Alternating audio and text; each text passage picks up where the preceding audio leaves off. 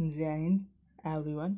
इस वीडियो में हम लोग मैपल सीरीज की क्लास 5 के इंग्लिश बुक के लेसन 2 कराटे किटन के एक्सरसाइज के एक्सप्लेनेशन को समझने की कोशिश करेंगे। यहाँ पर आप देख रहे हैं लेसन 2 या चैप्टर 2 कराटे किटन।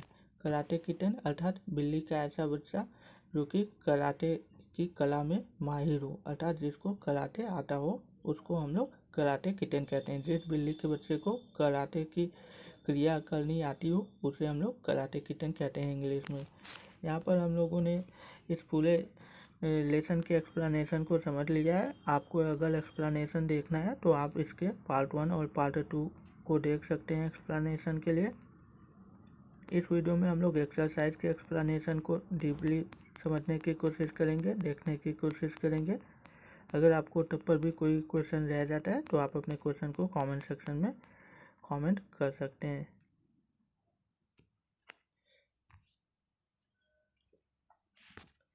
यहाँ पर हम लोग सबसे पहले वर्ड मीनिंग्स को देखेंगे। वर्ड मीनिंग्स अर्थात शब्द और उनके अर्थ, इनको हम लोग संयुक्त रूप से शब्दार्थ भी कहते हैं।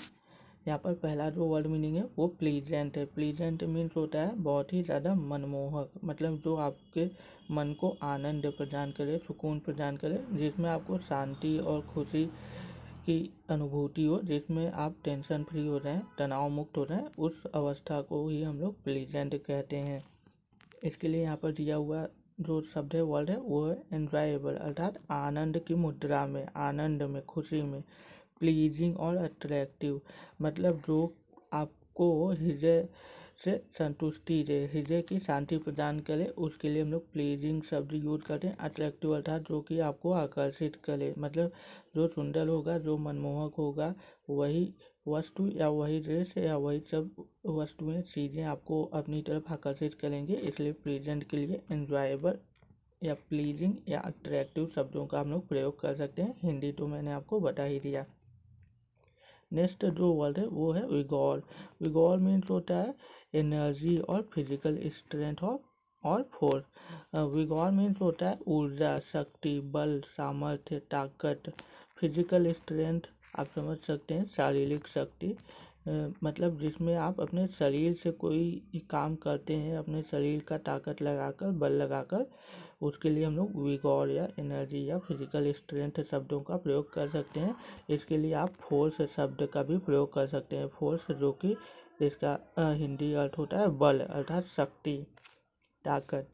नेक्स्ट वर्ड है एक्साइटेड। एक्साइटेड मीन्स होता है उत्तेजित अवस्था में, बहुत ज़्यादा मतलब खुशी हो जाना, बहुत ज़्यादा मतलब किसी भी भाव में बहुत ज़्यादा डूब जाना, उसी के लिए हम लोग एक्साइटेड शब्द का प्रयोग करते हैं। जैसे फेल्ट हैप्पी, मतलब जब आप खुश होते हैं तो आप बहुत उत्तेजित हो जाते हैं, जो भी आपके सामने आता है आप सबको गले लगा लेते हैं।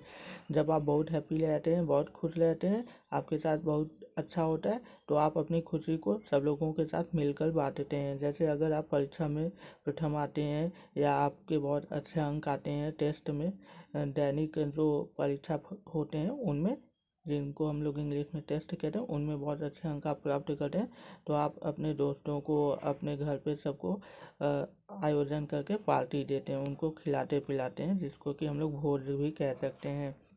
मंदिर में आप प्रसाद भी चढ़ाते हैं। थ्रिल्ड नेक्स्ट जो वर्ड है उसके लिए होता है एक्साइटेड के लिए थ्रिल्ड शब्द भी हम लोग प्रयोग कर सकते हैं। थ्रिल्ड मीन्स होता है बहुत ज़्यादा रोमांचक, बहुत ज़्यादा उत्तेजित अवस्था में पहुंच जाना। जैसे आप कोई शो या मूवी देखते हैं तो उसमें जब बहुत ज़्यादा ऐसी सीन आने लगती है जिसमें कि फाइटिंग होता है या हीरोइन किडनैप हो जाती है, तो आप देखते हैं कि आगे क्या होने वाला है, आप बहुत ज़्यादा एक्साइटेड हो जाते हैं कि आगे क्या होगा या इस एपिसोड के बाद के एपिसोड में क्या होगा। तो इन सब जो कंडीशंस होती हैं, स्थितियाँ होती हैं या सिचुएशंस होते हैं, ऐसे सिचुएशंस को डिस्क्राइब करने के लिए हम लोग एक्साइटेड वर्ड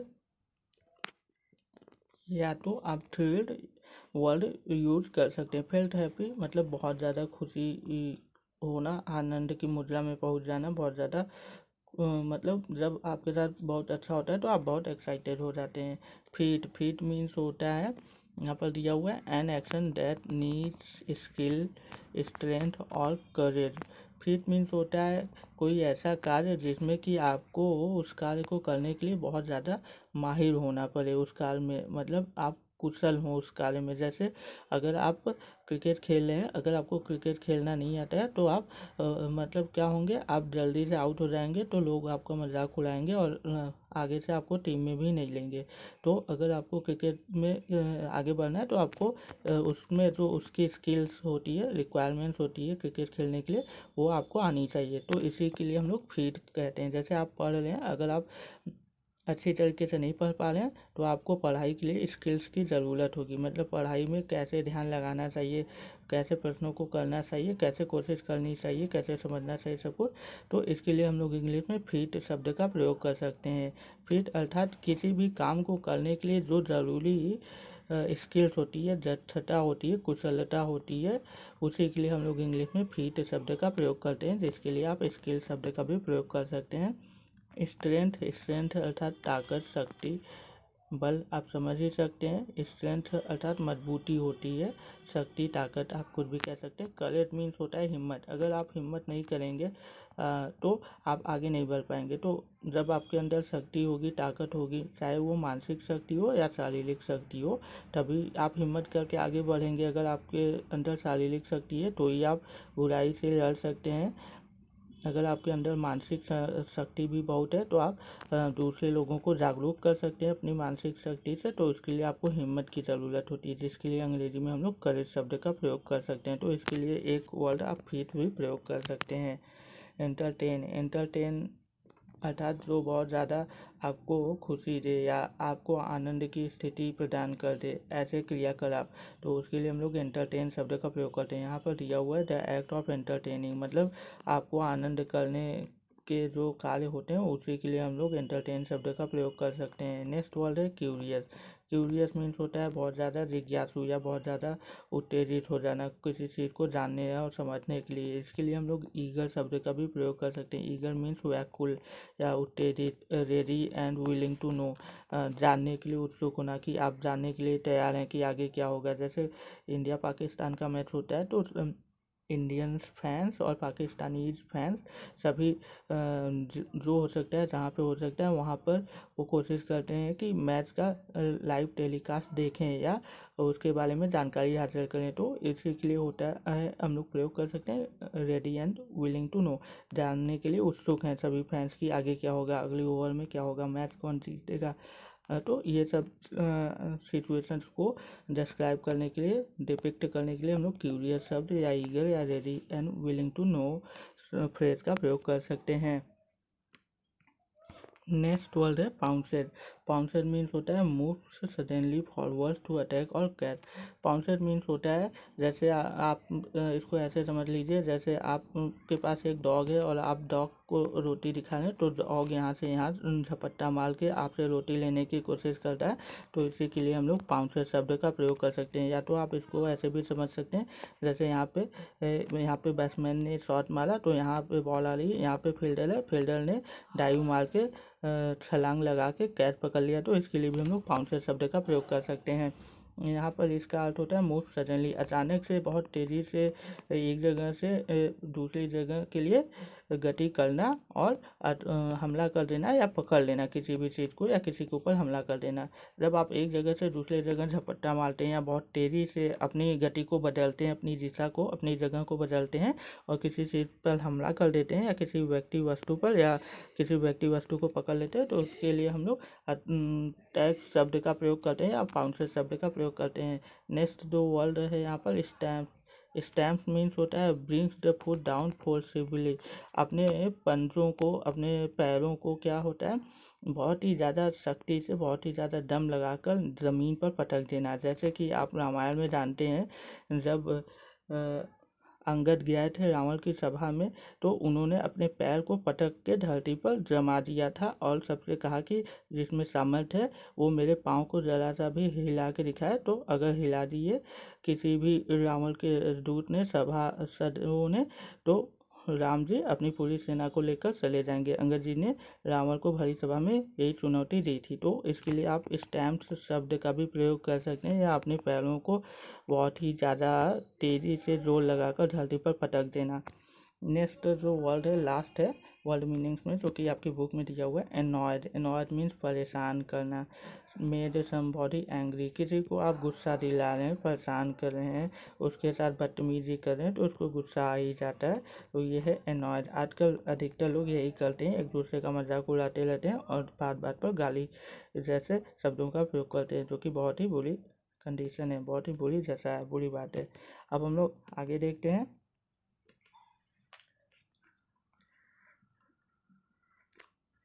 यहाँ पर हम लोगों के पास कॉम्प्रिहेंशन चेकअप है। कॉम्प्रिहेंशन चेकअप अर्थात आपने इस पाठ में जो कुछ भी सीखा है, जो कुछ भी जाना है या समझा है, उसी से संबंधित जो प्रश्न हैं उनको ही हम लोग कॉम्प्रिहेंशन चेकअप कहते हैं कि आप कितना कर सकते हैं, आपने कितना सीखा या आप कितना समझ सके, इसी के लिए कॉम्प्रिहेंशन चेकअप जो फ्रेज है यूज होता है।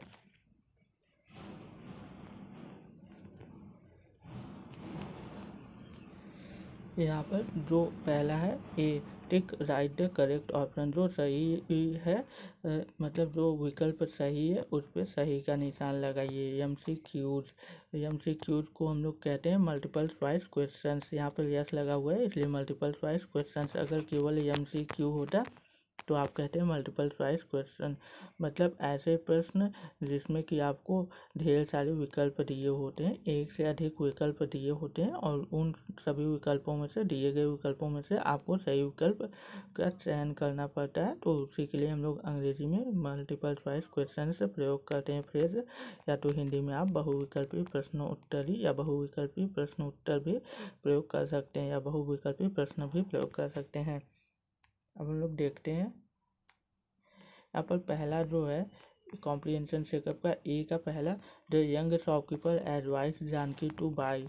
कहानी में मैंने आपको बताया था कि जो यंग शॉपकीपर अर्थात नौजवान या युवा दुकानदार था, उसने जानकी जो कि लेडी थी, एक पेट खरीदने गई थी उस शॉप पे, उनको सलाह देता है कि आप खरीद लीजिए।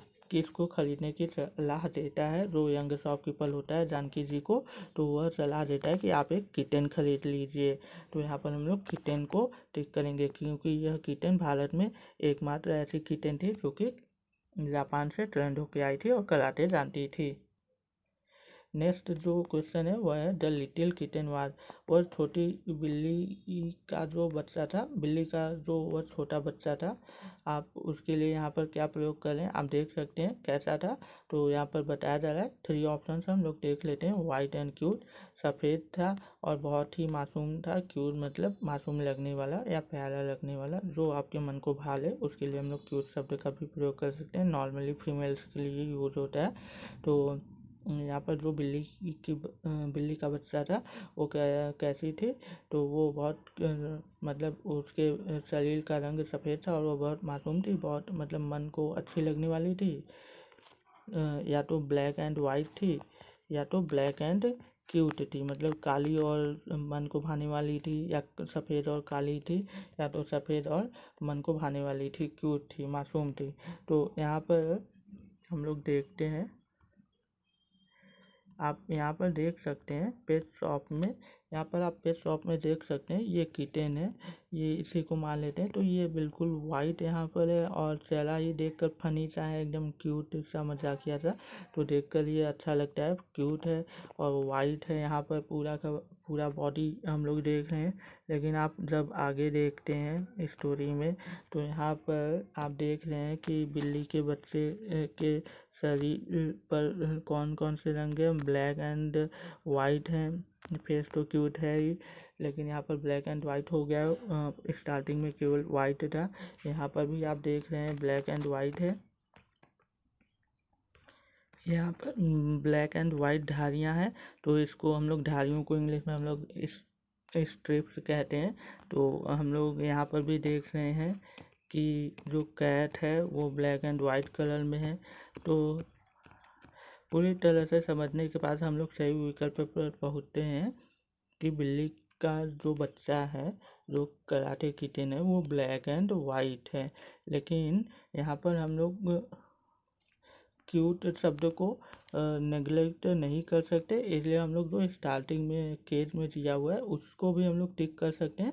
आप चाहे तो वाइट एंड क्यूट भी टिक कर सकते हैं, लेकिन जो आपका सबसे सटीक उत्तर होगा, अगर सही उत्तर पे आप जाना चाहते हैं बिल्कुल सही तरीके से, क्योंकि पूरी स्टोरी में तो ब्लैक एंड वाइट ही दिया हुआ है, तो आप ऑप्शन बी को टिक करेंगे। अगर आपने ऑप्शन ए को भी टिक करवा दिया है तो ये गलत नहीं माना जाएगा, क्योंकि कहानी की स्टार्टिंग में तो वही दिया हुआ है। तो इसके लिए हम लोग वाइट एंड क्यूट भी सही कर सकते हैं, और ब्लैक एंड वाइट, तो दोनों ऑप्शन आप सही कर सकते हैं। लेकिन जो सबसे ज़्यादा एक्यूरेट है, मतलब सबसे ज़्यादा सटीक विकल्प है, वह विकल्प भी है, तो आप ब्लैक एंड वाइट को टिक कर देंगे। क्योंकि कई बार ऐसे प्रश्न भी होते हैं एमसीक्यूज में जिसमें कि एक से ज़्यादा विकल्प भी सही होते हैं, आपने देखा भी होगा ऐसे प्रश्नों को, तो इसमें ज़्यादा परेशान होने की बात नहीं है। नेक्स्ट हम लोग देखते हैं, क्योंकि बिल्ली का बच्चा जो था वो क्यूट तो था ही, आप कहानी में देख ही सकते हैं, तभी तो रोहित और उनकी माता जी जानकी लास्ट में हंस पाती हैं उसके कारनामों से।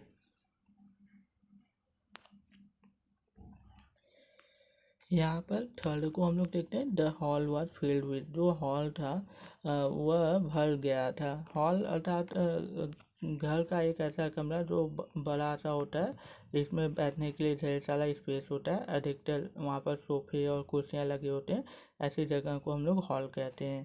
तो जो हॉल था वह पूरी तरीके से भर गया था, या फील्ड विथ, वह भर गया था broken wooden pieces and crockery, torn files and papers, stones and dust, पत्थरों से और धूल ढक्कल से भर गया था, धूल मिट्टी से भर गया था, खराब कागज़ों या फाइल के पन्नों से भर गया था। टॉर्न मीन्स मुड़े हुए फटे पुराने अखबार या कागज़ों के टुकड़ों से भर गया था। फाइल्स अर्थात दस्तावेज आप कह सकते हैं। Broken wooden pieces and crockery, या टूटी फूटी लकड़ियों और सामान के टुकड़ों से, उनके तिनकों से भर गया था। तो कहानी में तो आपने समझ ही लिया होगा, मैंने आपको बताया ही है, आप पार्ट 1 2 देख सकते हैं। उसमें जो हॉल था वह broken wooden pieces and crockery से फिल हो गया था, जब कराटे किड ने सब कुछ गंदा कर दिया था। नेक्स्ट हम लोग देखते हैं, यहाँ पर अब हम लोग बी को देख रहे हैं, कॉम्प्रिहेंशन से करके, tick right the correct statements and cross the wrong ones. सही जो कथन है उस पर आप सही का निशान लगाइए, स्टेटमेंट मीन्स अर्थात कथन, और जो गलत कथन है उन पे आप लोग गलत का निशान लगाइए। Janaki has asked her husband for a pet several time, Janaki जो हैं उन्होंने अपने पति महोदय से कई बार पालतू पशु के विषय में बात की थी, तो यह कहानी के अनुसार सही है, तो आप सही का टिक करेंगे। Rohit got an injury on his head, Rohit घायल हो गया था, उसके सर पर चोट लग गई थी, तो यह गलत है, रोहित के पिताजी को लगी थी, इसलिए आप क्रॉस करेंगे। नेक्स्ट है, Rohit and Janaki search for old furniture, तो स्टोरी में यह जो है सेंटेंस आया हुआ है, तो रोहित और जानकी पुराने फर्नीचर को ढूंढ रहे थे कराटे की क्षमता को टेस्ट करने के लिए, तो यह सही है। लास्ट है, there are 3 members in the family, परिवार में 3 सदस्य थे, तो ये सही भी हो सकता है, गलत भी हो सकता है, क्योंकि जब कराटे किटेन नहीं आई थी फैमिली में, रोहित की फैमिली में, तब रोहित के पिताजी, रोहित की माता जी और रोहित 3 लोग ही थे। लेकिन जब कराटे किटेन आ गई तो 4 लोग हो गए। तो हम लोग को नहीं पता कि यह किस बेसिस पे पूछ रहा है, स्टार्टिंग के बेसिस पे कि लास्ट एंडिंग के बेसिस पे, तो आप सही भी कर सकते हैं, गलत भी। तो there are 3 members in the family, तो अगर स्टार्टिंग के बेसिस पे आप आंसर करेंगे तो यस 3 लोग थे, अगर एंडिंग के बेसिस पे आप लोग कर रहे हैं तो ये रॉन्ग, क्योंकि एंड में तो 4 मेंबर्स हो जाते हैं, कराटे किटेन भी एक फैमिली मेंबर बन जाती है। तो इसको आप यस या नो दोनों तरीके से बता सकते हैं, बस कंडीशन बता दीजिए अपने स्टूडेंट्स को कि अगर आप अंतिम समय के अनुसार समझेंगे तो यह नो होगा, शुरुआती समझ के अनुसार समझेंगे कहानी में तो यस होगा। नेक्स्ट हम लोग देखते हैं, यहाँ पर सी वाले को हम लोग देखते हैं, आंसर द फॉलोइंग क्वेश्चंस, निम्नलिखित प्रश्नों के उत्तर दीजिए। तो यहाँ पर 1 2 3 4 5 6 क्वेश्चंस हैं, इनके आंसर्स को हम लोग बाद में देखेंगे अभी आगे। नेक्स्ट हम लोग देखते हैं grammar in use. Grammar in use अर्थात इस पाठ में जो भी व्याकरण से संबंधित प्रयोग हुआ है, व्याकरण के जो भी आर्टिकल्स हैं या जो भी व्याकरण के आप कह सकते हैं संबंधित जो ज्ञान है, जो भी प्रयोग हुआ है इस पाठ में, उसके बारे में हम लोग यहाँ पर देखने की कोशिश करते हैं इस प्रश्न के माध्यम से। यहाँ पर है डी, रीड द फॉलोइंग, निम्नलिखित को पढ़िए, fill in the blanks with appropriate preposition, और जो जगह खाली है रिक्त स्थानों में उपयुक्त प्रीपोजिशंस को भरिए। तो यहाँ पर आप देख रहे हैं, हम लोग इसको देखते हैं। राजा राव इज नाउ, तो यहाँ पर आप ऐड कर लेंगे, Raja Rao is now at the railway station. He is waiting for, यहाँ पर आप फॉर कर लेंगे, he is waiting for his uncle. Raja Rao अब रेलवे स्टेशन पर हैं, यहाँ पर आप ऐड करेंगे एट रेलवे स्टेशन, क्योंकि जगह के नाम कहीं पर अगर आप होते हैं उसके पहले हम लोग ऐड लगाते हैं। और उसके बाद ही इज वेटिंग फॉर, वह अपने अंकल, अंकल अर्थात चाचा, मौसा, फूफा, मामा, कुछ भी आप कह सकते हैं, वह अपने अंकल का, अपने चाचा जी का इंतजार कर रहे हैं रेलवे स्टेशन पर पहुंचकर। हिज अंकल इज, तो his uncle is coming, his uncle is coming from, sorry, his uncle is coming by, यहाँ पर आप बाई कर देंगे, by the Krishna express from Tirupati. उनके जो अंकल हैं वो कृष्णा एक्सप्रेस एक ट्रेन है उससे आ रहे हैं, और कहाँ से आ रहे हैं, तिरुपति एक जगह है आंध्र प्रदेश में, वहाँ से आ रहे हैं। अब हम लोग इसके बारे में जान लेते हैं। जैसे यहाँ पर कृष्णा एक्सप्रेस प्रयोग हुआ है, तो कृष्णा एक्सप्रेस जो है यह एक ट्रेन होती है जो कि आदिलाबाद से तिरुपति के बीच में चलती है। और तो यहाँ पर मान लेते हैं अगर ये आदिलाबाद है, आदिलाबाद, और यहाँ पर हम लोग मान लेते हैं ये तिरुपति है। तो आदिलाबाद और तिरुपति से, आदिलाबाद से होकर तिरुपति एक ट्रेन चलती है, और तिरुपति से होकर आदिलाबाद एक ट्रेन चलती है। तो इन्हीं दोनों ट्रेन को हम लोग कृष्णा एक्सप्रेस कहते हैं। तो जो आदिलाबाद से तिरुपति के ओर जाती है जो ट्रेन, उसका ट्रेन नंबर होता है 17406, और जो तिरुपति से आदिलाबाद की ओर जाती है उसका ट्रेन नंबर होता है 17405। तो यहाँ से इधर जाने में कुल आपको 24 घंटे 24 आवर्स और 30 मिनट लगते हैं, आदिलाबाद से तिरुपति जाने में, और तिरुपति से आदिलाबाद पहुँचने में आपको 24 घंटे 30 मिनट लगते हैं। और आदिलाबाद से तिरुपति जो गाड़ी नंबर जाती है उसका नंबर यहाँ पर है, और तिरुपति से आदिलाबाद जो गाड़ी नंबर जाती है उसका गाड़ी नंबर यहाँ पर है। और उसके बाद आप समझ सकते हैं कि यहाँ पर जो है आदिलाबाद से जब आप जाएंगे, जब आप आदिलाबाद से तिरुपति जाते हैं तो आपको 58 स्टॉप्स मिलते हैं, मतलब जहाँ पर ट्रेन रुकती है 58 स्टॉप्स पर, लेकिन तिरुपति से आदिलाबाद पहुँचने में 57 स्टॉप्स ही होते हैं।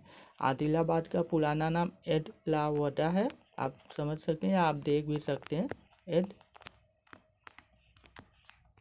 एडलावडा, इसको हम लोग एडुलपुरम भी कहते हैं। ये आदिलाबाद का पुराना नाम है, एडलावडा या एडुलापुरम। और यहाँ पर जो कृष्णा एक्सप्रेस है यह गाड़ी अर्थात ट्रेन का नाम है। ट्रेन को हिंदी में हम लोग कह सकते हैं लौहपथ गामिनी या रेलगाड़ी आप कह सकते हैं। और रेलवे को आप रेलवे स्टेशन को आप रेलगाड़ी पड़ाव स्थल या लौहपथ गामिनी विराम स्थल या लौहपथ गामिनी विराम बिंदु भी आप कह सकते हैं।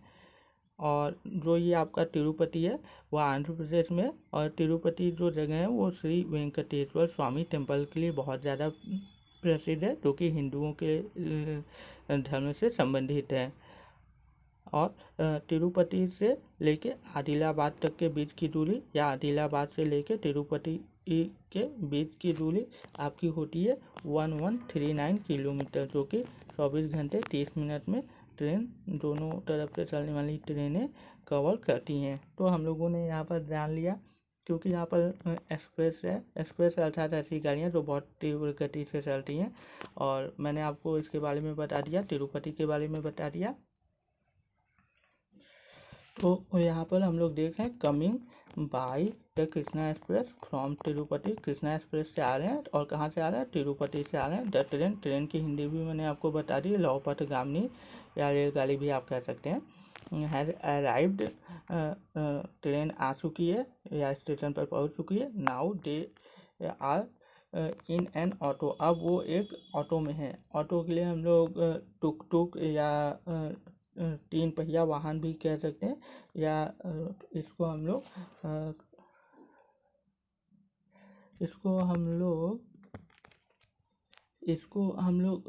ऑटो रिक्शा भी कह सकते हैं, जिसके लिए हिंदी में हम लोग टेम्पो शब्द का भी प्रयोग कर सकते हैं।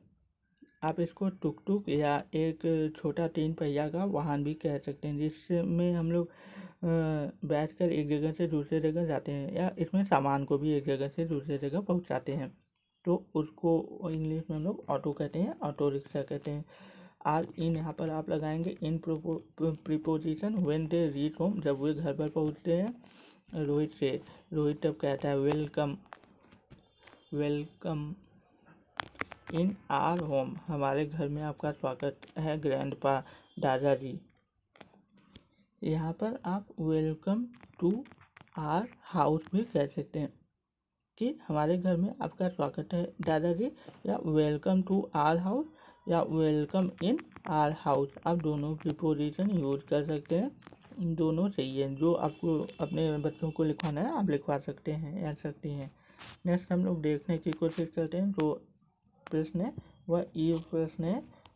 यह हम लोगों का ग्रामर इन यूज का ई है। कॉम्प्रिहेंशन के ए बी को हम लोगों ने कंप्लीट कर लिया है, सी को अभी हम लोग आगे देखेंगे। अब हम लोग ग्रामर इन यूज के डी को हम लोगों ने कंप्लीट कर लिया। अब ई के प्रश्न को हम लोग देखेंगे ग्रामर इन यूज के। प्रश्न में आपसे बोल रहा है रीड द फॉलोइंग सेंटेंसेस, निम्नलिखित प्रश्न वाक्यों को पढ़िए and right in the bracket, और कोष्ठक में लिखिए। यहाँ पर कोष्ठक गलत लिख दिया है, यहाँ पर जो ब्लैंक्स है खाली जगह है उनमें आपको लिखना है the type of each sentence, और जो भी वाक्य दिए हुए उनके प्रकार के बारे में लिखिए कि किस प्रकार का वाक्य है। नीचे जो लिखे हुए हैं 9 वाक्य हैं टोटल, तो उन वाक्यों के बारे में लिखना है। तो यहाँ पर जो दिया हुआ है डिक्लेरेटिव सेंटेंस है या इंट्रोगेटिव, इंपरेटिव, एक्सक्लेमेटरी सेंटेंस, किस प्रकार का वाक्य है तो उसी के बारे में आपको बताना है। तो यहाँ पर 9 ऐसे वाक्य हैं, तो हम लोग इसको समझने की कोशिश करते हैं। इसको करने से पहले हम लोग सेंटेंस और सेंटेंस के टाइप को कंप्लीट कर लेते हैं। तो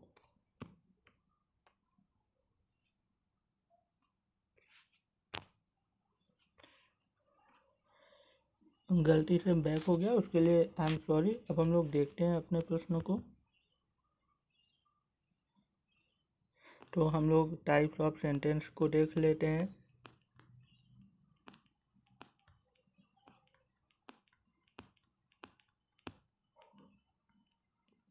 यहाँ पर हम लोग ग्रामर इन यूज को देख रहे हैं, टाइप्स ऑफ सेंटेंस को हम लोग देखेंगे। अब ग्रामर इन यूज अर्थात जो भी व्याकरण शास्त्र से संबंधित ज्ञान इस पाठ में, इस अध्याय में प्रयोग हुआ है उसके बारे में हम लोग सीख रहे हैं।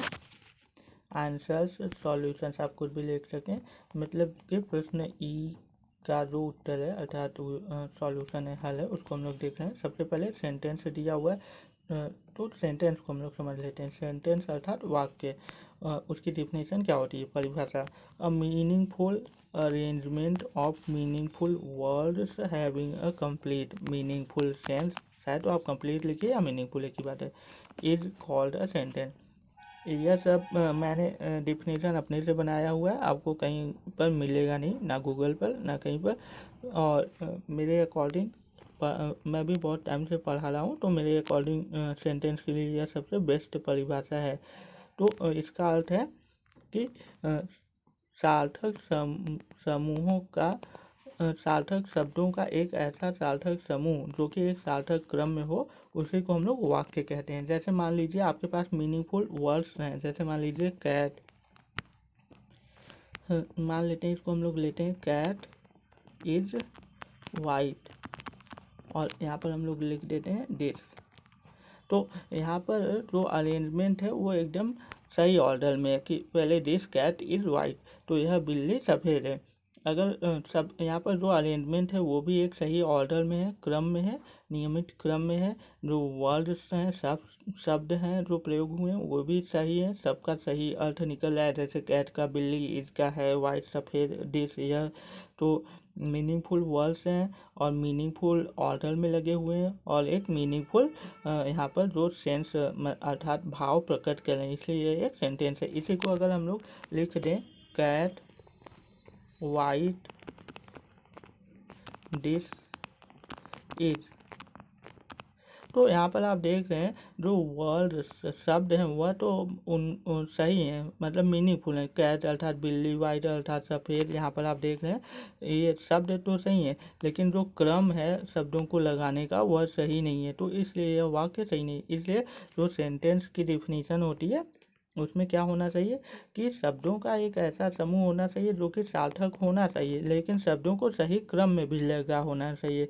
उसके बाद अंत में जो शब्द हैं वह सही भाव भी प्रकट करेंगे, तभी जब वो सही क्रम में लगे रहेंगे और सही शब्द होंगे तभी वह सही भाव अर्थ प्रकट करेंगे। तो इसी को हम लोग संयुक्त रूप से सेंटेंस वाक्य कहते हैं। तो अब हम लोग इसके एग्जाम्पल को देखते हैं। जैसे सेंटेंस को हम लोगों ने समझ लिया, अब उसके उदाहरण को देखते हैं।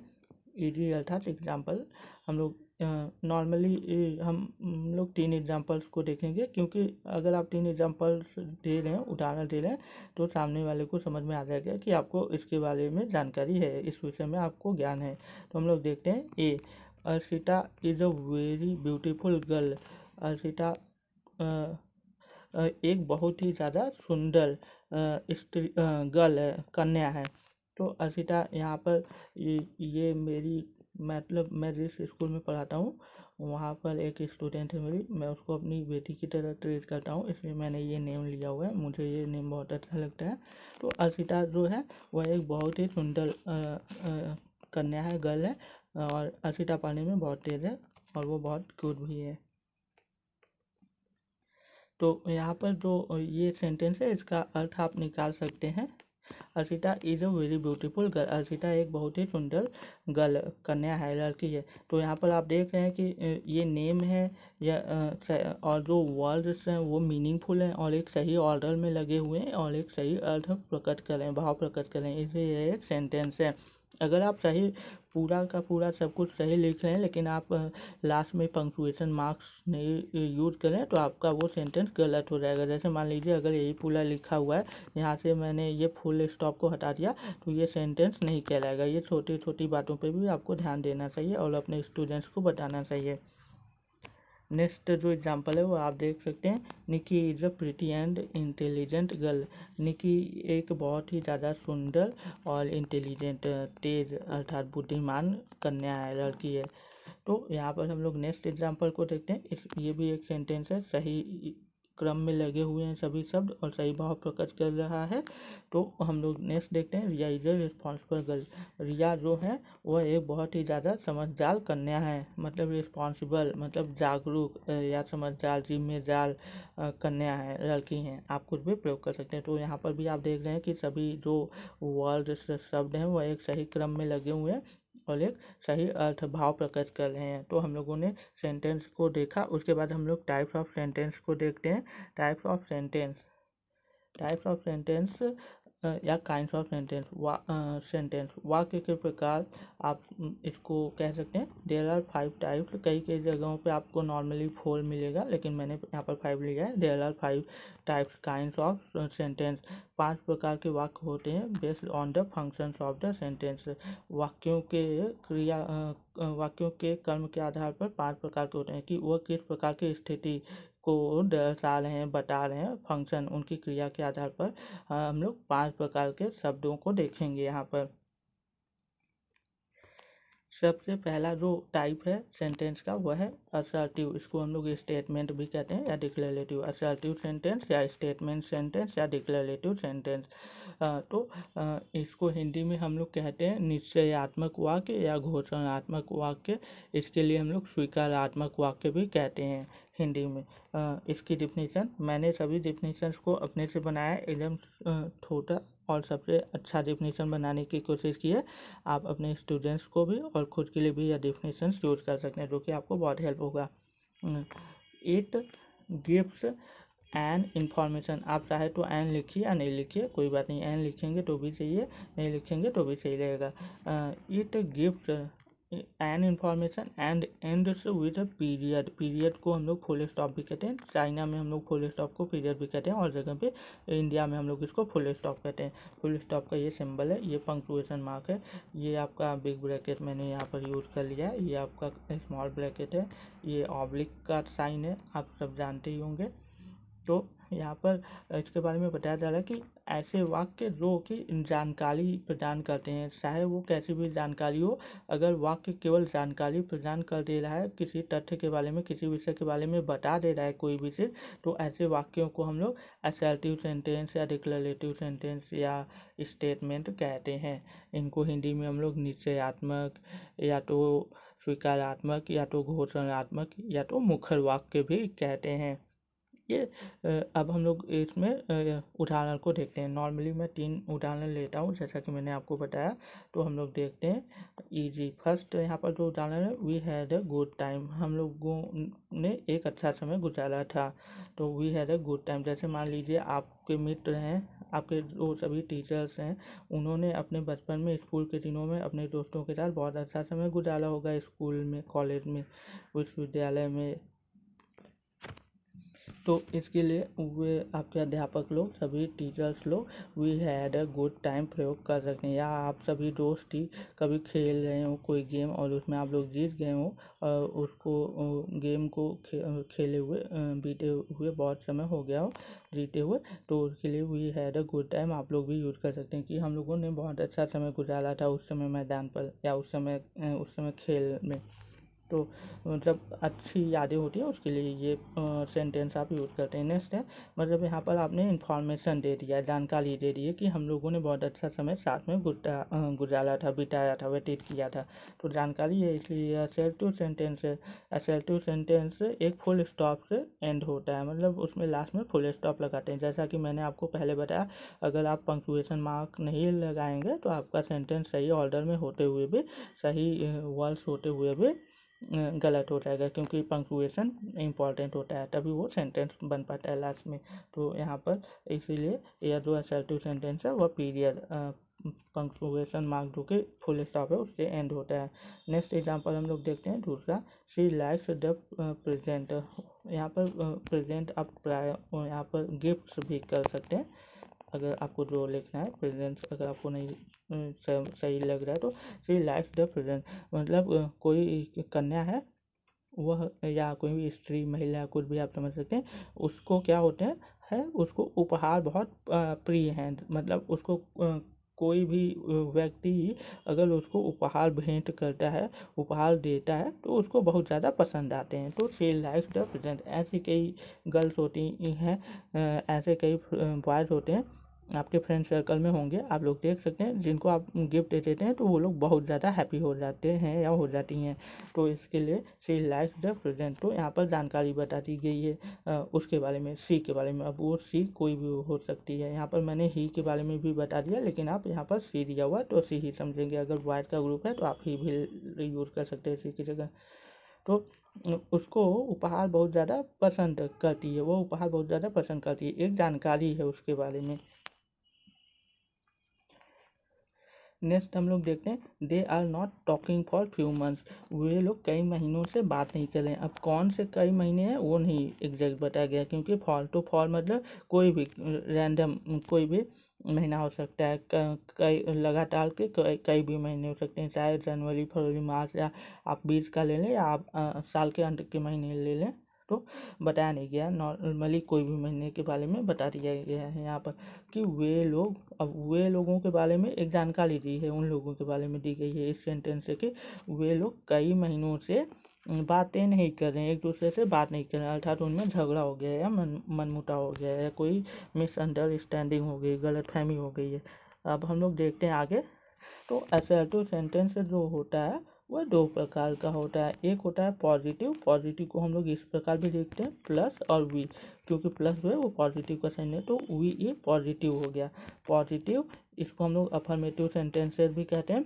यह एक पॉजिटिव इंफॉर्मेशन देता है, क्योंकि इसका नाम ही पॉजिटिव है, तो यह एक मतलब पॉजिटिव स्टेटमेंट देगा। It gives a positive information या स्टेटमेंट या मैसेज, आप कुछ भी लिख सकते हैं। यह एक सकारात्मक जानकारी देता है, या आपको संदेश देता है या तथ्य देता है, कुछ भी। अगर जो सेंटेंस प्रदान करेगा वो अगर वो पॉजिटिव होगा तो उसको हम लोग पॉजिटिव या अफर्मेटिव सेंटेंस कहेंगे। लेकिन ये रहेगा तो डिक्लेरेटिव ही, लेकिन डिक्लेरेटिव में भी दो प्रकार के होते हैं, एक पॉजिटिव होता है, एक नेगेटिव। तो यहाँ पर अगर कोई सेंटेंस पॉजिटिव इंफॉर्मेशन प्रदान कर रहा है तो वो पॉजिटिव या अफर्मेटिव सेंटेंस कहलाएगा। It declares something in a positive way.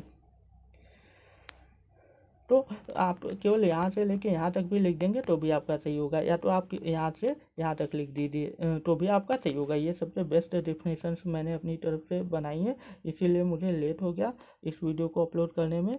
और पहले लेसन के एक्सप्लेनेशन के बाद ये दूसरा जो है चैप्टर है उसका एक्सप्लेनेशन हम लोग देख रहे हैं। तो यहाँ पर ऐसे वाक्य जो कि सकारात्मक संदेश प्रदान करते हैं, जानकारियाँ प्रदान करते हैं, उनको हम लोग पॉजिटिव या अफर्मेटिव सेंटेंस कहते हैं। और वो क्या होते हैं, वो भी फुल स्टॉप से एंड होते हैं, क्योंकि ये हैं तो असर्टिव सेंटेंस ही। यहाँ पर हम लोग उदाहरण देख लेते हैं, easy one. First, the dog is playing with his friend. जो डॉग है, कुत्ते का बच्चा है या कुत्ता है, वो अपने मित्रों के साथ, अपने दोस्तों के साथ खेल रहा है। तो यह खेल रहा है एक पॉजिटिव इंफॉर्मेशन है, मतलब बता दिया गया है, सही जानकारी दी गई है, सकारात्मक तरीके से जानकारी दी गई है कि कुत्ते का बच्चा अपने मित्रों के साथ, अपने दोस्तों के साथ खेल रहा है। नेक्स्ट हम लोग एग्जाम्पल देखते हैं। नॉर्मली मैं 3 एग्जांपल्स लेता हूँ। नेक्स्ट देखते हैं, ब्यूटीफुल गर्ल्स आर डांसिंग। जो सुंदर युवतियाँ हैं, कन्याएं हैं, वह क्या कर रही हैं, वह नृत्य कर रही हैं। तो इन्फॉर्मेशन बता दी गई है कि सुंदर कन्याएं नृत्य कर रही हैं, नाच रही हैं, डांस कर रही हैं। नेक्स्ट देखते हैं, दिस बुक इज़ अमेजिंग। इस बुक के बारे में सकारात्मक जानकारी दी गई है, पॉजिटिव जानकारी दी गई है। मतलब दिस बुक इज़ अमेजिंग अर्थात यह किताब बहुत ही ज़्यादा सुंदर है। मतलब देखने में सुंदर नहीं है, मतलब उसमें जो मटेरियल है, जो उसमें लिखा हुआ है, वह बहुत ज़्यादा आश्चर्यजनक है, बहुत ज़्यादा शानदार है, मतलब पाठक को बहुत ज़्यादा पसंद आ रहा है, इंटरेस्टिंग लग रहा है, उसके लिए अमेजिंग शब्द का प्रयोग हुआ है।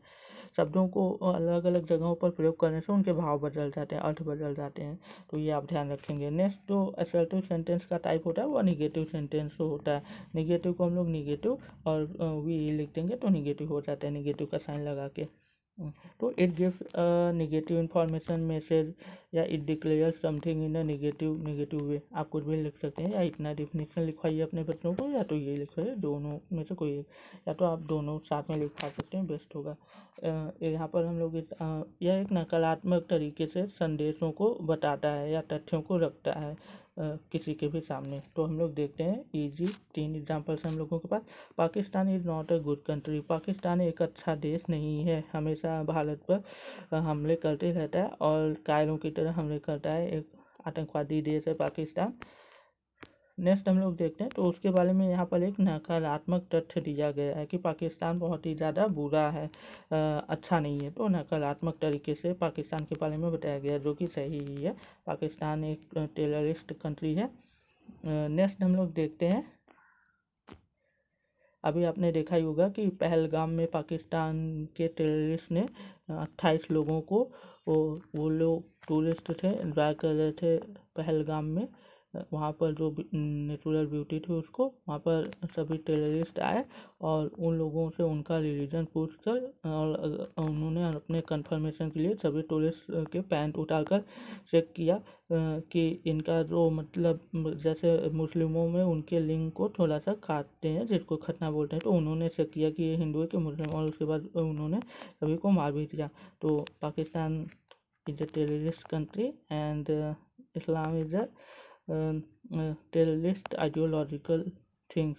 जो इस्लाम है वो मैं तो मानता हूँ कि इस्लाम में ऐसा धर्म है, मतलब बीमारी जैसा ही आप समझ सकते हो कि सभी लोग उसमें आतंकवादी ही बन जाते हैं, तो कहीं ना कहीं इस्लाम में ही कोई प्रॉब्लम होगी।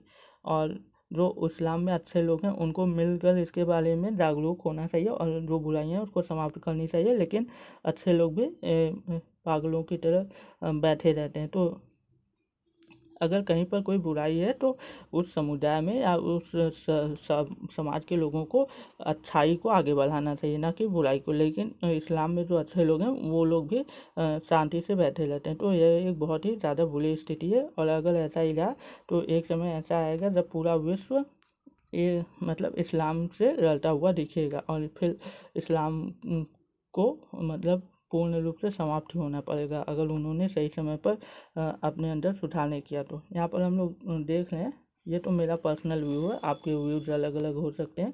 Pakistan is not a good country, Pakistan एक अच्छा राष्ट्र नहीं है, उसके बारे में जानकारी है।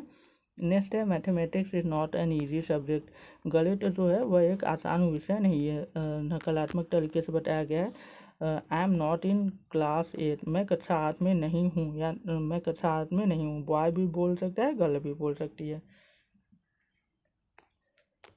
तो यहाँ पर हम लोगों ने असर्टिव सेंटेंस देखा, उसके टाइप्स देखे। अब हम लोग इंट्रोगेटिव सेंटेंस देखेंगे, जो कि दूसरा टाइप का सेंटेंस है। इंट्रोगेटिव सेंटेंस को हम लोग क्वेश्चन सेंटेंस भी कहते हैं। तो प्रश्नवाचक वाक्य इसको हिंदी में हम लोग कहते हैं।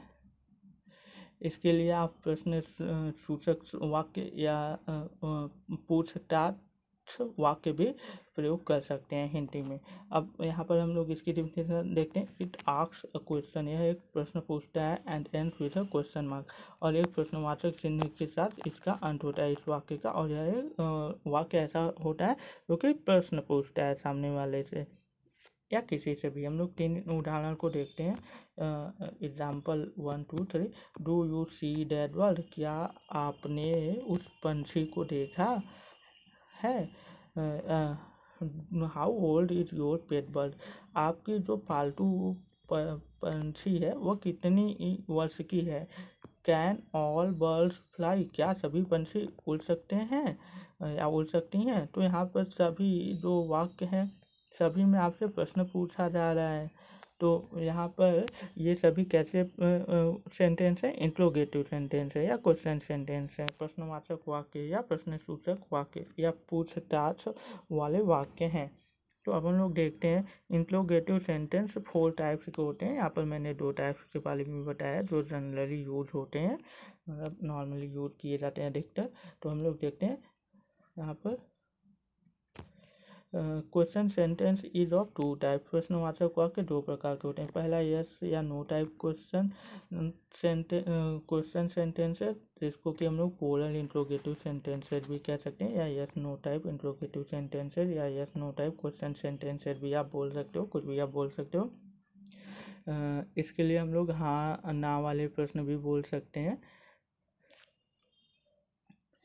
ये ऐसे प्रश्नवाचक वाक्य होते हैं। यहाँ पर ये डिफिनेशन है, interrogative sentences whose answers can be given into yes और नो, ऐसे प्रश्नवाचक वाक्य होते हैं जिनका कि उत्तर हाँ या ना में दिया जा सकता है। अर्थात ऐसे प्रश्नवाचक वाक्य या प्रश्न सूचक वाक्य या पूछताछ वाले वाक्य जिनका उत्तर हाँ या ना में दिया जा सकता है या दिया जा सकता हो, ऐसे प्रश्नवाचक वाक्यों को हम लोग yes no type question interrogative या क्वेश्चन सेंटेंसेस या इंट्रोगेटिव सेंटेंसेस कहते हैं।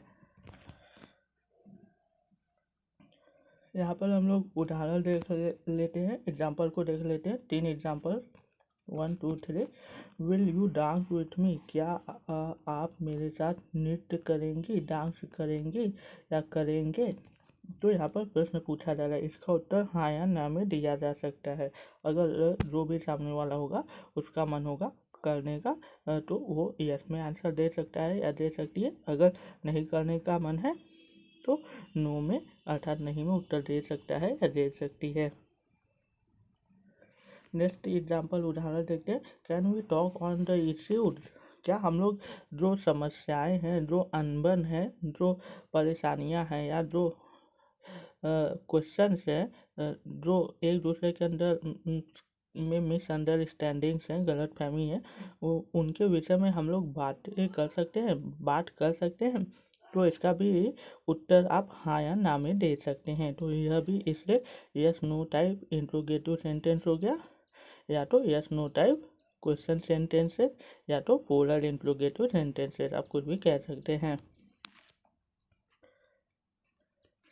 जो थर्ड एग्जाम्पल है उसको हम लोग देखते हैं। Should I go back for the better one, क्या मुझे पुनः वापस जाना चाहिए या पीछे मुड़ना चाहिए ज़्यादा अच्छी वस्तु या अच्छे चीज़ के लिए। मतलब जैसे आप परीक्षा में, मान लीजिए आप परीक्षा में अच्छे अंक लाना चाहते हैं, तो आपको बार बार जो भी आपके परीक्षा से संबंधित पाठ्यक्रम है उसको बार बार रिवीजन करना पड़ेगा, बार बार आपको उससे संबंधित टेस्ट देने पड़ेंगे, लगाने पड़ेंगे। तो जब आप बार बार पीछे जाएंगे और पूरे पाठ्यक्रम में जो भी परीक्षा से संबंधित वस्तुएं या जो भी विषय हैं उनको समझेंगे, तो आप बेटर कर सकते हैं। तो इसके लिए आप should I go back for the better one यह पूछ सकते हैं प्रश्नवाचक वाक्य। तो इसका अर्थ है क्या मुझे वापस पीछे जाना चाहिए जिससे कि मुझे अच्छे रिजल्ट या अच्छा उत्तर प्रत्युत्तर या अच्छा विकल्प प्राप्त हो, या अच्छा जो बेटर वन अर्थात अच्छी स्थिति प्राप्त हो। तो अब हम लोग नेक्स्ट देखते हैं। नेक्स्ट जो है जो दूसरे टाइप का इंट्रोगेटिव सेंटेंस है वह होता है WH टाइप सेंटेंसेस। ऐसे प्रश्नवाचक वाक्य, यहाँ पर आप इंट्रोगेटिव भी लगा सकते हैं, ऐसे प्रश्नवाचक वाक्य जो कि WH की फैमिली से स्टार्ट होते हैं या WH वर्ड से वाले वर्ड से स्टार्ट होते हैं। तो इसकी डिफिनेशन आप लिखवा सकते हैं, परिभाषा अपने स्टूडेंट्स को। Such interrogative sentences which start with WH family word, WH family words अर्थात ऐसे वर्ड्स जो WH से स्टार्ट होते हैं। इसमें हाउ को भी हम लोग लेते हैं जो कि WH से नहीं स्टार्ट होता है, लेकिन यहाँ पर W और H है, इसलिए इसको हम लोग WH फैमिली में इंक्लूड कर लेते हैं, क्योंकि WH फैमिली नॉर्मली क्वेश्चन पूछने का काम ही करता है। तो हाउ भी क्वेश्चन पूछ रहा है, तो हाउ अर्थात कैसे, तो इसलिए इसको भी हम लोग WH फैमिली में इंक्लूड करते हैं। या तो आप ऐसे भी परिभाषा लिखवा सकते हैं, interrogative sentences that begin with words से स्टार्टिंग विथ WH। ऐसे शब्द जो WH से स्टार्ट होते हैं उनसे शुरू होने वाले प्रश्न, ऐसे प्रश्नवाचक वाक्य जो WH वाले शब्दों से शुरू होते हैं उनको हम लोग WH टाइप इंट्रोगेटिव सेंटेंसेस या क्वेश्चन सेंटेंसेस कहते हैं। अब हम लोग एग्जाम्पल से देख लेते हैं। Example 1 2 3, where did we meet, हम लोग कहाँ पर मिले थे, हम लोग कहाँ पर मिले थे, वेयर अर्थात कहाँ पर। तो ये देखिए WH फैमिली है, यहाँ पर भी WH फैमिली, ये भी WH HW। Where are the teachers, अध्यापक कहाँ हैं, या टीचर्स कहाँ, अध्यापक अध्यापिकाएँ, शिक्षक शिक्षिकाएँ कहाँ हैं, टीचर्स कहाँ हैं। तो WH फैमिली है ये। हाउ WH फैमिली है। How were they going to the town, वे शहर कैसे जा रहे थे। तो यहाँ पे भी प्रश्न पूछा जा रहा है।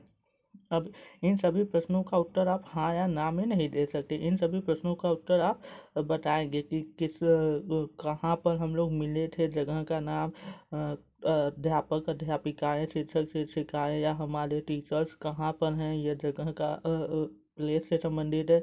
हाउ मतलब कैसे वो लोग शहर जा रहे थे, तो यहाँ पर कैसे जा रहे थे ये आपसे मतलब संबंधित है। यहाँ पर आप यस नो टाइप नहीं दे सकते। कैसे जा रहे थे, या कोई साधन से जा रहे होंगे, या तो कैसे जा रहे हैं, मतलब एक ऑर्डर रहता है कि तो शहर कैसे जा रहे हैं वो लोग, रोको उनको। तो यहाँ पर एक अगर एक सेंस में समझेंगे तो वो लोग कैसे जा रहे हैं, कोई साधन से जा रहे होंगे, एक सेंस में कि वो लोग परमिशन के बगैर कैसे जा रहे हैं, रोको उनको। तो ऑर्डर परमिशन आप समझ सकते हैं। तो ये WH टाइप इंट्रोगेटिव सेंटेंसेस के एग्जाम्पल्स थे। अब हम लोग आगे देखते हैं। जो थर्ड टाइप का सेंटेंस हम लोगों के पास है वो है इम्परेटिव सेंटेंस। इसको हम लोग कमांड या रिक्वेस्ट सेंटेंस भी कहते हैं। इम्परेटिव के लिए हिंदी में हम लोग यूज करते हैं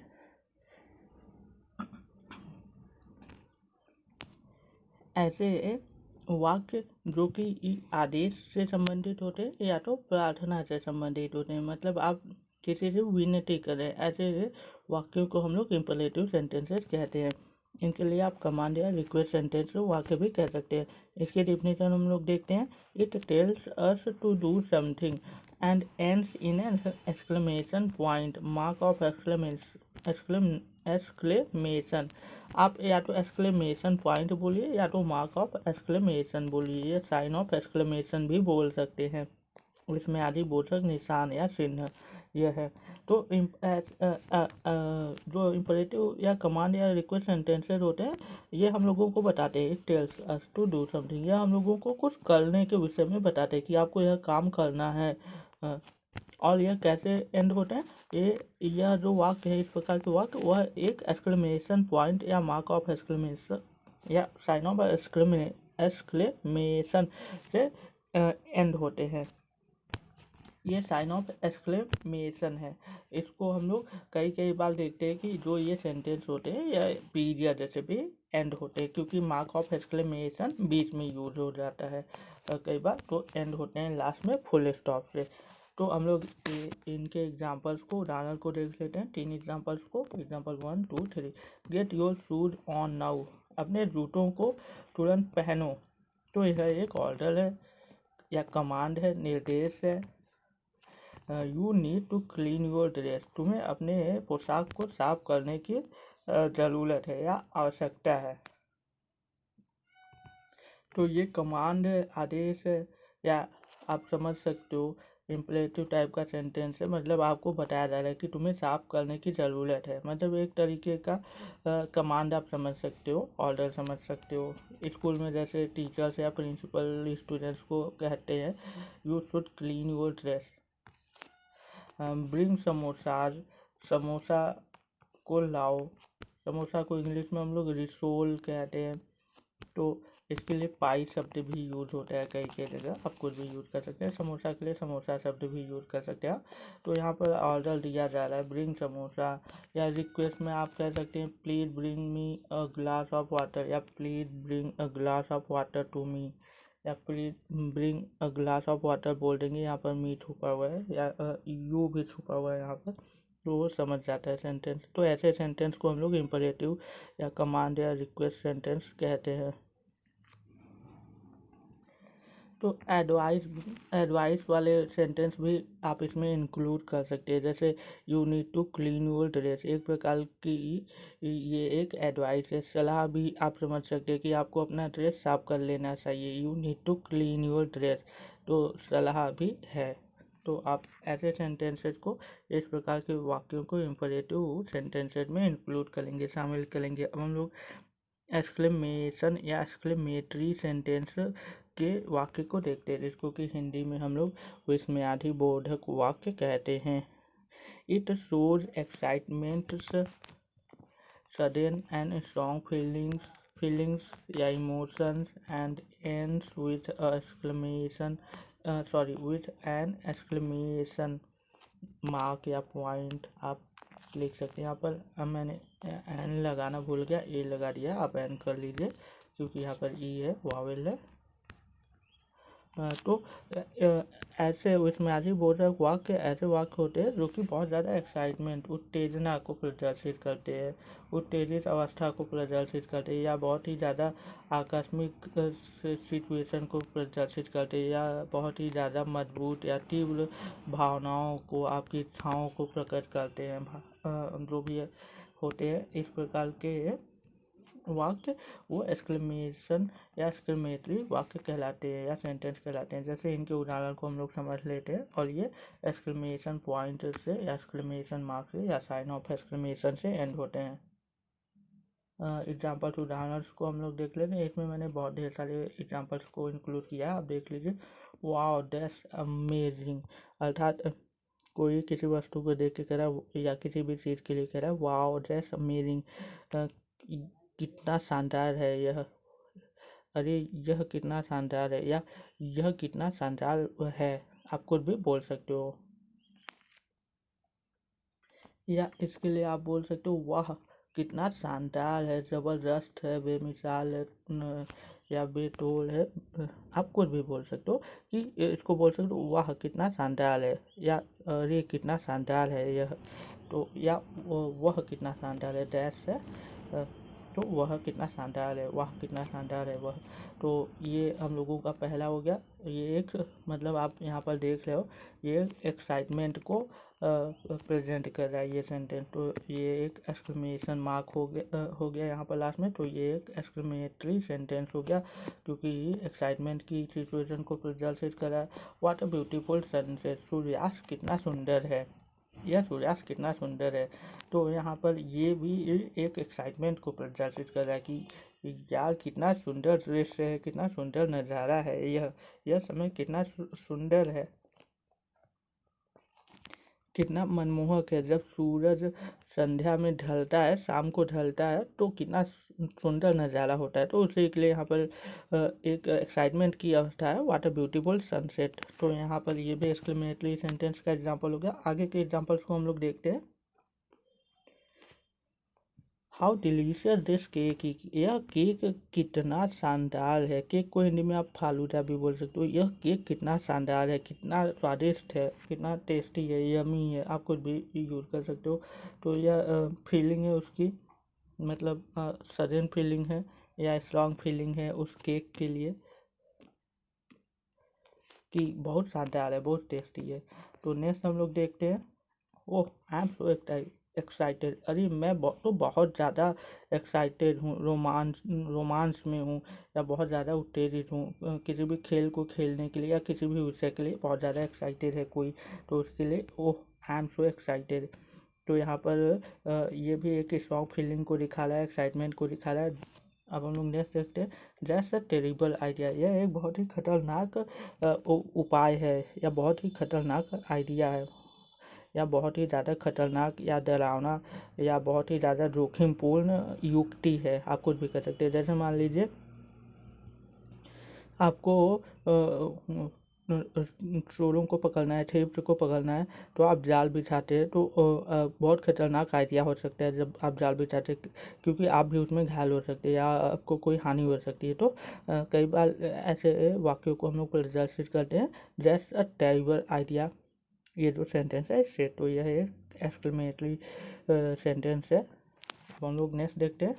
व्हाट अ सरप्राइज, क्या शानदार उपहार दिया तुमने, यह कितना शानदार उपहार है। या जैसे कई बार आपके फ्रेंड्स बहुत समय से आपसे मिले नहीं होते, अचानक से आपके सामने आ जाते हैं, तो आप कहते हो वाह व्हाट अ सरप्राइज, अरे तुम कब आए, ये तो बहुत ही ज़्यादा सुंदर समय है, चलो हम लोग पार्टी करते हैं। तो इसके प्रदर्शित करने के लिए व्हाट अ सरप्राइज, ये इमोशन है, एक्साइटमेंट है, आप कुछ भी समझ सकते हैं।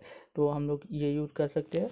नेक्स्ट है ब्रिलियंट, ब्रिलियंट अर्थात शानदार। जैसे कोई नया स्टूडेंट हो और वो टेस्ट में बहुत अच्छा मार्क्स ला दे, तो सभी क्लास के बच्चे कहेंगे ब्रिलियंट, या टीचर्स कहेंगे ब्रिलियंट, शानदार, तुम तो बहुत तेज हो, तुम पढ़ने में बहुत तेज हो, वाओ ब्रिलियंट, कुछ भी टीचर कह सकते हैं। नेक्स्ट हम लोग देख सकते हैं हुर्रे, वी ओन, हुर्रे, अरे हम लोग जीत गए, वाह हम लोग जीत गए, कोई भी शब्द आप प्रयोग कर सकते हो उनको मतलब समझाने के लिए। तो यहाँ पर ये भी क्या है, ये उनकी फीलिंग है, इमोशन है कि हम लोग जीत गए, भावनाएं हैं।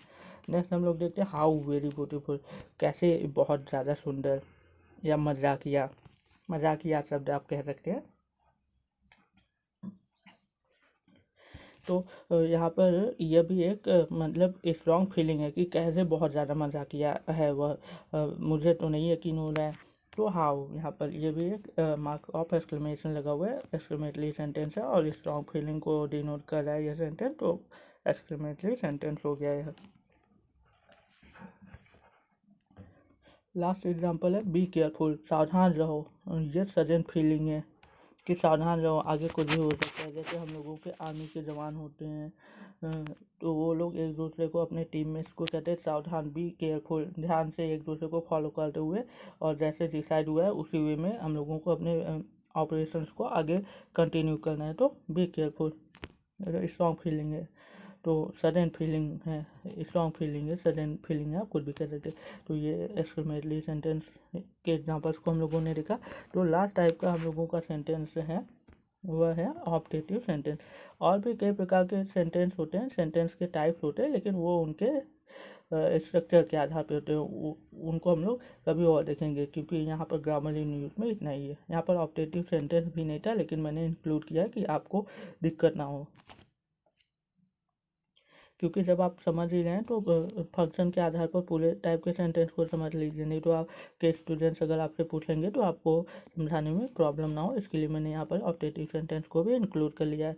It expresses a wishes, desires, prayers, blessings, curses, or a hopeful sentiment. It typically starts with may or wish or sometimes let.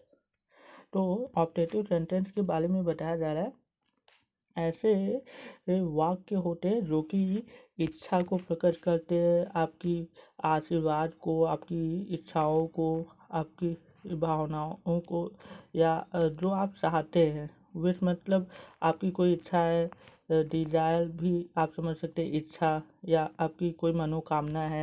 Prayers प्रार्थना, ब्लेसिंग्स आशीर्वाद, कर्सेस कोई श्राप या आह जिसको कहते हैं, किसी को बदुआ देना, या होपफुल सेंटीमेंट, या ऐसी भावनाएं जो कि आशावादी भावनाएं हों, आशावादी विचार हों, ऐसे चीज़ों को हम लोग ऑप्टेटिव सेंटेंस के द्वारा एक्सप्लेन करते हैं। ऑप्टेटिव सेंटेंस को हिंदी में हम लोग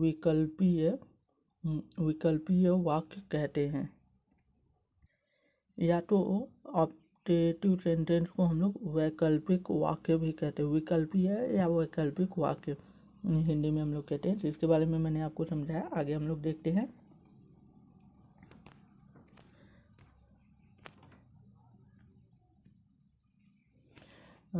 इट टिपिकली स्टार्ट विथ मे और विथ। यह सामान्यतः या आमतौर पर जो इस प्रकार के वाक्य होते हैं, अर्थात ऑप्टेटिव वाक्य होते हैं, वह मे से शुरू होते हैं, या किसी मतलब विश से शुरू होते हैं, या समटाइम्स कभी कभी लेट से भी शुरू होते हैं।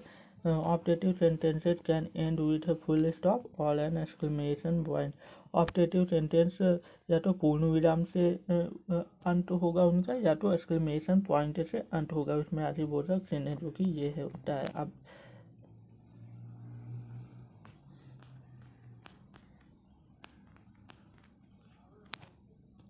यहाँ पर आप देख सकते हैं ये मार्क ऑफ एक्सक्लेमेशन है, और ये हम लोगों का फुल स्टॉप या पीरियड होता है। अब हम लोग इन प्रकार के वाक्य के उदाहरण को समझ लेते हैं।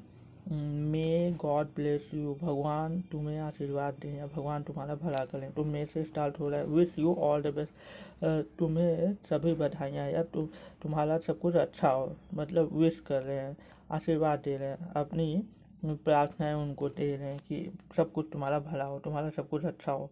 अब हम लोग नेक्स्ट देखते हैं example. Long live the king, कई बार ये लॉन्ग से भी शुरू होता है। लॉन्ग, राजा अमर रहे, या राजा की आयु लंबी हो, या राजा अधिक समय तक राज्य करे। लॉन्ग लिव द किंग, इनकी यश ख्याति प्रसिद्धि बढ़े, मतलब राजा की प्रसिद्धि बढ़े, अर्थात राजा का वर्चस्व बढ़े, राजा बहुत ज़्यादा प्रसिद्ध हों। तो हम लोग देखते हैं नेक्स्ट। ये सभी क्या है, ये सभी विशेष हैं, प्रार्थनाएं हैं। नेक्स्ट आप देख सकते हैं, मे ही रेस्ट इन पीस, उनकी आत्मा को शांति मिले। मे योर ड्रीम्स कम ट्रू, तुम्हारे सपने साकार हों, ये सभी विशेष हैं, आशीर्वाद है। आई wish I could win the lottery, काश मैं आशा करता काश मैं यह लॉटरी जो है उसको विजयी कर सकता, अर्थात उसको जीत सकता। ये एक विश है। लॉटरी को हिंदी में आप प्रतियोगिता भी कह सकते हैं। ऐसी प्रतियोगिता जिसमें कि आपका भाग्य साथ देता है, तो ऐसे प्रतियोगिताओं को हम लोग लॉटरी कहते हैं। काश मैं यह लॉटरी जीत सकता, तो आई विश कुड मतलब पास्ट की घटना है। May you always be happy and healthy, ये आशीर्वाद है, इच्छा है कि तुम हमेशा खुश रहो और स्वस्थ रहो, मतलब तुम्हारा हेल्थ अच्छा रहे। नेक्स्ट हम लोग देखते हैं, I wish I could fly like a bird, काश मैं एक पंछी की भांति उड़ सकता, या इच्छा है। अब यहाँ पर आप बोल सकते हैं काश मैं एक पंछी की तरह या पंछी की भांति उड़ सकता, या चिड़िया की तरह या भांति उड़ सकता या उड़ सकती, कुछ भी आप बोल सकते हैं या सकती हैं। May you live long and prosper, तुम्हारी आयु लंबी हो और तुम मतलब समृद्धि के साथ जियो, अर्थात तुम्हें धन धान्य सभी का सुख प्राप्त हो, कोई कमी ना रहे तुम्हें। ये विश है, प्रेयर आप कुछ भी समझ सकते हैं। It is my sincere hope that world peace be achieved one day, यह मेरी एक हृदय की आशा है, या हृदय की गहराइयों से मेरी यह इच्छा है या उम्मीद है, आशा है, आप कुछ भी कह सकते हैं, कि एक दिन पूरे विश्व में, संसार में शांति स्थापित होगी।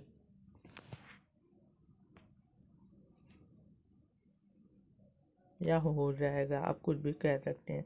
नेक्स्ट हम लोग देखते हैं, I wish I had a magic wand to fix the world problem, काश मेरे पास एक जादुई छड़ी होती, जैसे परियों के पास होती है। तो यहाँ पर वही इच्छा की जा रही, काश मेरे पास एक जादुई छड़ी होती जिससे कि मैं संसार के सभी समस्याओं को समाप्त कर देता, जितनी भी समस्याएं हैं, परेशानियां हैं, सबकी सब समाप्त कर देता, अर्थात शांति स्थापित कर देता। आप इसको ऐसे भी समझा सकते हैं अपने बच्चों को। मैजिक वैंड जादुई छड़ी आप कह सकते हैं एक प्रकार से।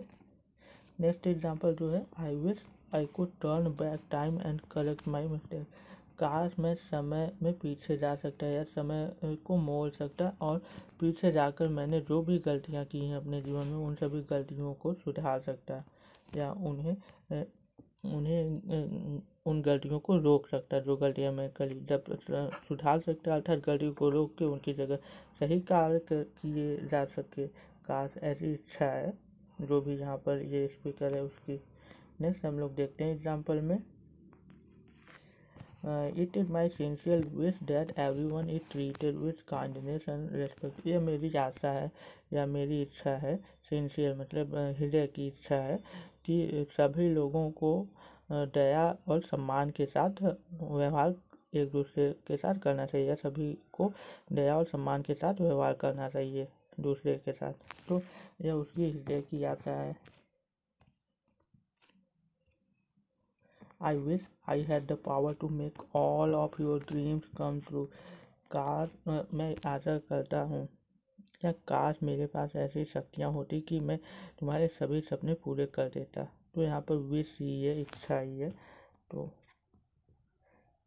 नेक्स्ट हम लोग देखते हैं एग्जाम्पल को, may you have a wonderful day, आपका दिन बहुत शानदार हो या शुभ हो, में विश किया जा रहा है। May you live long and prosper, तुम लंबे जियो, अधिक समय तक जियो और खुशी समृद्धि से जियो। यहाँ पर सेंटेंस रिपीट हो गया है, मे भी आप देख सकते हैं,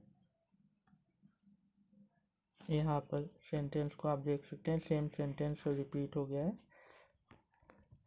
तो उसके लिए आई एम सॉरी, आप सेंटेंस को बदल भी सकते हैं। नेक्स्ट एग्जाम्पल हम लोग देखते हैं, if only I had more money, केवल तभी जब मेरे पास अधिक धन होता तभी मैं कुछ कर सकता। कई लोग ऐसे सपने देखते ही रह जाते हैं और अपने समय को बर्बाद कर देते हैं। आपके पास जितना कुछ भी है उसी से आपको स्टार्ट करना चाहिए, क्योंकि समय बहुत तेज़ी से बीतता है और आपकी जवानी कब बीत जाएगी, कब आपको बुढ़ापा घेर लेगा या आप बूढ़ी अवस्था में पहुंचने लगेंगे, आपको पता भी नहीं चलेगा, और बिन पैसे के कोई भी सपोर्ट नहीं करता है। तो आपके पास जो कुछ भी है उसी से आप आज से ही, अभी से ही स्टार्ट करें और आगे बढ़ें। अब नेक्स्ट देखते हैं, I hope you have a wonderful day, मैं आशा करता हूँ कि आपका दिन शुभ हो या शानदार हो, बहुत अच्छा दिन हो या अच्छा वक्त गुजरे आज का आपका। May you your dreams come true, भगवान करें तुम्हारी सभी इच्छाएँ सच हो जाएं या सभी जो तुम चाहते हो सब कुछ सच हो जाए तुम्हारे सपने। I wish I knew how to dance, काश मैं जानता कि कैसे डांस किया जाता है, नृत्य किया जाता है। यहाँ पर इच्छा है, काश। May peace be upon you, तुम्हारे ऊपर शांति स्थापित हो या तुम शांति सुकून में जियो या रहो। जैसे कोई बहुत परेशान होता है तो कोई कहता है कि may peace be upon you, कि तुम्हारे जीवन में अब शांति है, अब ज़्यादा परेशानियां जो हैं सब समाप्त हो, अब शांति है। तो इसके लिए may peace be upon you आप कह सकते हैं। नेक्स्ट है I hope it doesn't rain this weekend. मैं आशा करता हूँ कि इस वीकेंड या इस सप्ताह, वीकेंड अर्थात जो हॉलीडेज के दिन होते हैं किसी भी वीक में, उसको हम लोग वीकेंड कहते हैं। तो यहाँ पर जो स्पीकर है वो कहता है कि मैं आशा करता हूँ कि इस वीकेंड, इस सप्ताह के छुट्टियों के दिन में बरसात नहीं होती है या नहीं होगी या नहीं हो, कुछ भी आप कह सकते हैं। नेक्स्ट है if only I had more time. ये भी सेंटेंस रिपीट हो गया है, इसको मैंने बता दिया कि अगर मेरे पास अधिक समय होता तो। आई wish I could speak another language. काश मैं दूसरी भाषा भी बोल सकता। May you always be successful in all your endeavours. अपने सभी कार्यों में आप सफल हों। If only I could turn back time, ये भी रिपीटेड सेंटेंस है, आप देख लीजिए। May you always be surrounded by love. तुम हमेशा अच्छे लोगों से घिरे रहो जो तुमको बहुत प्यार दें। May your life be filled with joy and laughter. तुम्हारा जीवन खुशियों से, आनंद से भर जाए। May you be happy. तुम खुश रहो। Long live our president for his good work. हमारे जो राष्ट्राध्यक्ष हैं वो अपने अच्छे कार्यों के लिए बहुत लंबे समय तक जिएंगे। लॉन्ग लिव या जिए, कुछ भी आप कह सकते हो। मतलब जो राष्ट्र के अध्यक्ष हैं, राष्ट्राध्यक्ष हैं, उनके अच्छे कार्यों की वजह से वो अपने लोगों के बीच में अमर रहेंगे, अपने कार्यों की वजह से। शरीर रहे चाहे ना रहे, आप कुछ भी समझा सकते हो अपने बच्चों को। अब लोग देखते हैं। तो हम लोगों ने सेंटेंस के टाइप्स को तो देख लिया, अब हम लोग क्वेश्चन पे वापस आते हैं। यहाँ पर हम लोगों का जो क्वेश्चन है, यहाँ पर हम लोगों का ग्रामर इन यूज का ई। हम लोग अपने क्वेश्चन के आंसर को देने के लिए तैयार हैं। देखते हैं व्हाट डज इट डू। यहाँ पर इस क्वेश्चन सेंटेंस में क्वेश्चन पूछा जा रहा है। तो ये क्या है, ये इंट्रोगेटिव सेंटेंस है। इंट्रोगेटिव सेंटेंस में WH टाइप इंट्रोगेटिव सेंटेंस है। वैसे दो प्रकार के और इंट्रोगेटिव सेंटेंस होते हैं जिनको टैग क्वेश्चंस कहते हैं या चॉइस क्वेश्चंस भी कहते हैं, जो कि मैंने आपको नहीं बताया। आप चाहे तो इसके बारे में जानकारी ले सकते हैं। टैग क्वेश्चंस या तो चॉइस क्वेश्चंस, ये भी टाइप ऑफ इंट्रोगेटिव सेंटेंस होते हैं। मैंने आपको दो टाइप्स के इंट्रोगेटिव सेंटेंस बताए, yes no type interrogative sentence और WH टाइप इंट्रोगेटिव सेंटेंस। तो यहाँ पर आप लिखेंगे interrogative sentence, mummy let's buy this kitten. तो यहाँ पर बोला जा रहा है बच्चे से कि मम्मी इस बिल्ली के बच्चे को खरीद लीजिए। तो यहाँ पर क्या है, यहाँ पर एक तरीके से रिक्वेस्ट करी जा रही है, या चलिए खरीद लेते हैं। तो इसको आप इंपरेटिव सेंटेंस में डालेंगे। Janaki paid for the kitten. Janaki ने किटन बिल्ली के बच्चे के लिए पैसा दिया। तो यह एक प्रकार का आपको इन्फॉर्मेशन दे रहा है। तो यह असर्टिव सेंटेंस हो गया आपका। इंट्रोगेटिव, इंपरेटिव, असर्टिव आप फिल करेंगे। नेक्स्ट हम लोग देखते हैं what a clever kitten this is. तो यह एक सडन या स्ट्रॉन्ग फीलिंग है कि कितनी शानदार बिल्ली है, कितनी चालाक बिल्ली का बच्चा है। तो यह एक्सक्लेमेटरी सेंटेंस हो गया। Who is the karate master. कौन कराटे मास्टर है। Interrogative sentence please visit again.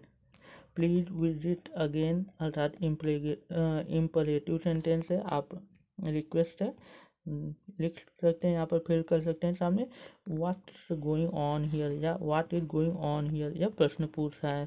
तो WH फैमिली है। Interrogative sentence Raja Rao got an injury on his head. Information है। Assertive sentence Rohit shut the door. Rohit दरवाजे को बंद करो। कमांड है, ऑर्डर है। तो इंपरेटिव सेंटेंस। तो हम लोगों ने सभी प्रकार देख लिए। यहाँ पर जो भी आपके क्वेश्चन थे, क्वेश्चन में जो भी सेंटेंस दिए हुए थे, तो असर्टिव को मैंने असर्टिव बता दिया जहाँ जहाँ। तो लेकिन आपको डिक्लेरेटिव लिखना है तो आप डिक्लेरेटिव लिख लीजिए। डिक्लेरेटिव हो गया, इंट्रोगेटिव, इंपरेटिव और एक्सक्लेमेटरी, सभी प्रकार के सेंटेंस हो गए। ऑप्टेटिव तो यहाँ पर दिया नहीं है, लेकिन मैंने आपको समझा दिया है कि आपको दिक्कत ना हो। तो अब हम लोग आगे चलते हैं, ग्रामर इन यूज में यफ को देखते हैं। यहाँ पर है if. Given below are pairs of incomplete sentences, complete them and combine them using when. यहाँ पर नीचे जो अपूर्ण वाक्य हैं उनके समूह दिए हुए हैं, पेयर्स अर्थात समूह दिए हुए जोड़े हुए हैं, उनको कंप्लीट करिए और ज्वाइन करिए व्हेन का प्रयोग करते हुए। तो यहाँ पर पहला है राजा राव वाज को लिखा है to the town hall to watch the dance programme then he dash है meet his friend Ranga Rao, यहाँ पर भी डैश है। तो हम लोग को सही करके व्हेन का यूज करते हुए यहाँ पर लिखना है। सेम टू सेम ऐसे हम लोगों को जितने सेंटेंस दिए हुए हैं ये 5 इनको कंप्लीट करना है। तो हम लोग grammar in use k f के आंसर्स को देख लेते हैं। यहाँ पर आप देख रहे हैं ग्रामर इन यूज सॉल्यूशंस या आंसर्स ये। अभी हम लोगों ने सेंटेंस को पूरा कवर किया अच्छे से, पूरा मैंने आपको एक्सप्लेन किया। इसके बाद मुझे नहीं लगता आपको सेंटेंस को समझने में कोई दिक्कत होगा। अब हम लोग यहाँ पर यफ के आंसर्स को देख रहे हैं। यहाँ पर आप देख सकते हैं सॉल्यूशंस आंसर्स यफ। पहला जो है उसको करेक्ट कर के बना रहे हैं हम लोग। राजा Rao met his friend Ranga Rao when he was going to the town hall to watch a dance program। राजा राव अपने मित्र रंगा राव से मिलते हैं जब वह टाउन हॉल जा रहे थे एक डांस के प्रतियोगिता को, नृत्य प्रतियोगिता को देखने के लिए।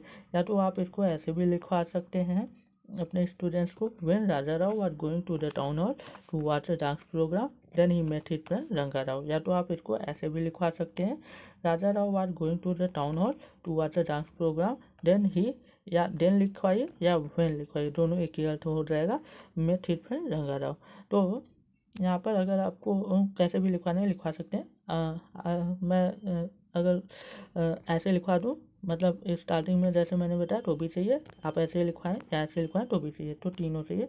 आप किसी भी वे में सभी दिए हुए सेंटेंस को कन्वर्ट कर सकते हैं, मतलब सही कर सकते हैं, ज्वाइन करके सही तरीके से बता सकते हैं। तो यहाँ पर पहला ही है राजा राव अपने मित्र रंगा राव से मिलते हैं जब वो डांस प्रोग्राम देखने के लिए टाउन हॉल जा रहे थे। टाउन हॉल अर्थात एक ऐसी भवन या ऐसा भवन होता है जहाँ पर पूरे मतलब नगर भवन होता है, वहाँ पे नगर के कार्य किए जाते हैं, आधिकारिक कार्य या सरकारी कार्य किए जाते हैं, ऐसी जगहों को हम लोग टाउन हॉल कह सकते हैं। डांस प्रोग्राम के लिए आप नृत्य कार्यक्रम या नृत्य आयोजन या समारोह या प्रदर्शन या प्रस्तुति कुछ भी आप शब्द का प्रयोग कर सकते हैं। तो राजा राव अपने मित्र रंगा राव से मिलते हैं तब मिलते हैं जब वह नगर भवन में डांस प्रतियोगिता को देखने जा रहे थे। टाउन हॉल को आप नगर भवन या नगर पालिका भवन भी कह सकते हैं, या इसके लिए हम लोग सभा मंच शब्द भी प्रयोग करते हैं। यहाँ पर मैं लिख दे रहा हूँ सभा मंच शब्द का भी प्रयोग हम लोग करते हैं टाउन हॉल के लिए। तो आप किसी भी तरीके से लिखवा सकते हैं करेक्ट करके पहले को। अब हम लोग दूसरे को देखते हैं। बाकी सभी इस सेंटेंसेस को मैंने एक ही तरीके से बताया, बाकी आप बाकी तरीकों से भी उसको पहले वाले को समझ के करवा सकते हैं जैसा आप चाहें। N auto rickshaw stopped in front of them when they were talking on the side of the road. जब वे सड़क के किनारे बातें कर रहे थे तभी एक ऑटो रिक्शा, जिसको कि हम लोग टेम्पो कह सकते हैं, इसके बारे में मैंने पूरा इसका जो अर्थ था, मीनिंग था, बता दिया है। इसको आप टुक टुक भी कह सकते हैं, आप पहले सुन सकते हैं, मैंने वीडियो में बताया हुआ है ऑटो रिक्शा की हिंदी। तो एक ऑटो रिक्शा आकर रुक जाती है जब वे लोग सड़क के किनारे बातें कर रहे थे। नेक्स्ट हम लोग देखते हैं it started raining when they sat in an auto and going to the town hall. वर्षा होने लगी जब वे एक ऑटो में बैठे और टाउन हॉल की ओर जाने लगे थे, भी वर्षा होने लगी। नेक्स्ट देखते हैं हम लोग Ranga Rao search for seats when they reach the town hall at time. Raja Rao waited outside the door at that time. Ranga Rao ने सीटें खोजी अर्थात बैठने की जगह को खोजा, ढूंढा जब वे लोग टाउन हॉल पहुँच गए अर्थात नगर पालिका भवन पहुँच गए और समय से पहुंच गए। और उसके बाद उस समय क्या हो रहा था, और राजा राव वेटेड आउटसाइड, और राजा राव उस समय दरवाजे के बाहर इंतजार कर रहे थे। जब रंगा राव पहुंच जाते हैं समय पर और सीटें ढूंढते हैं और उसी समय राजा राव दरवाजे के बाहर इंतजार करते रहते हैं। अब हम लोग नेक्स्ट देखते हैं they found vacant seats in the last row and took their seats. Chief guests arrived when the dance program started.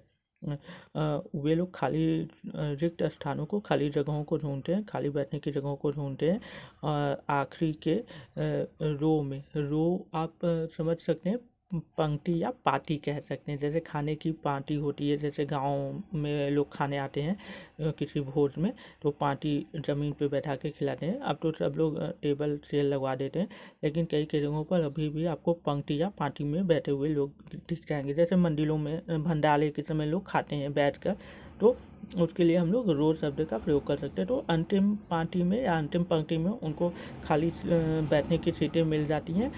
Seat के लिए यहाँ पर आप यही प्रयोग कर सकते हैं कि बैठने की जगह तो मिल जाती है अंतिम पार्टी या पंक्ति में, और वे लोग वहाँ पर बैठ जाते हैं। और जो मुख्य अतिथि रहते हैं वे तभी आते हैं जब वैसे ही आते हैं जैसे ही नृत्य प्रतियोगिता या प्रदर्शनी या समारोह शुरू होता है या कार्यक्रम शुरू होता है, कुछ भी आप कह सकते हैं।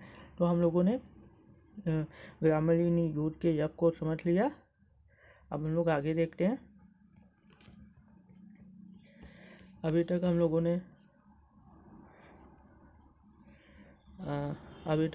ने वर्ड मीनिंग को कंप्लीट कर लिया, पूरा अच्छे से समझ लिया।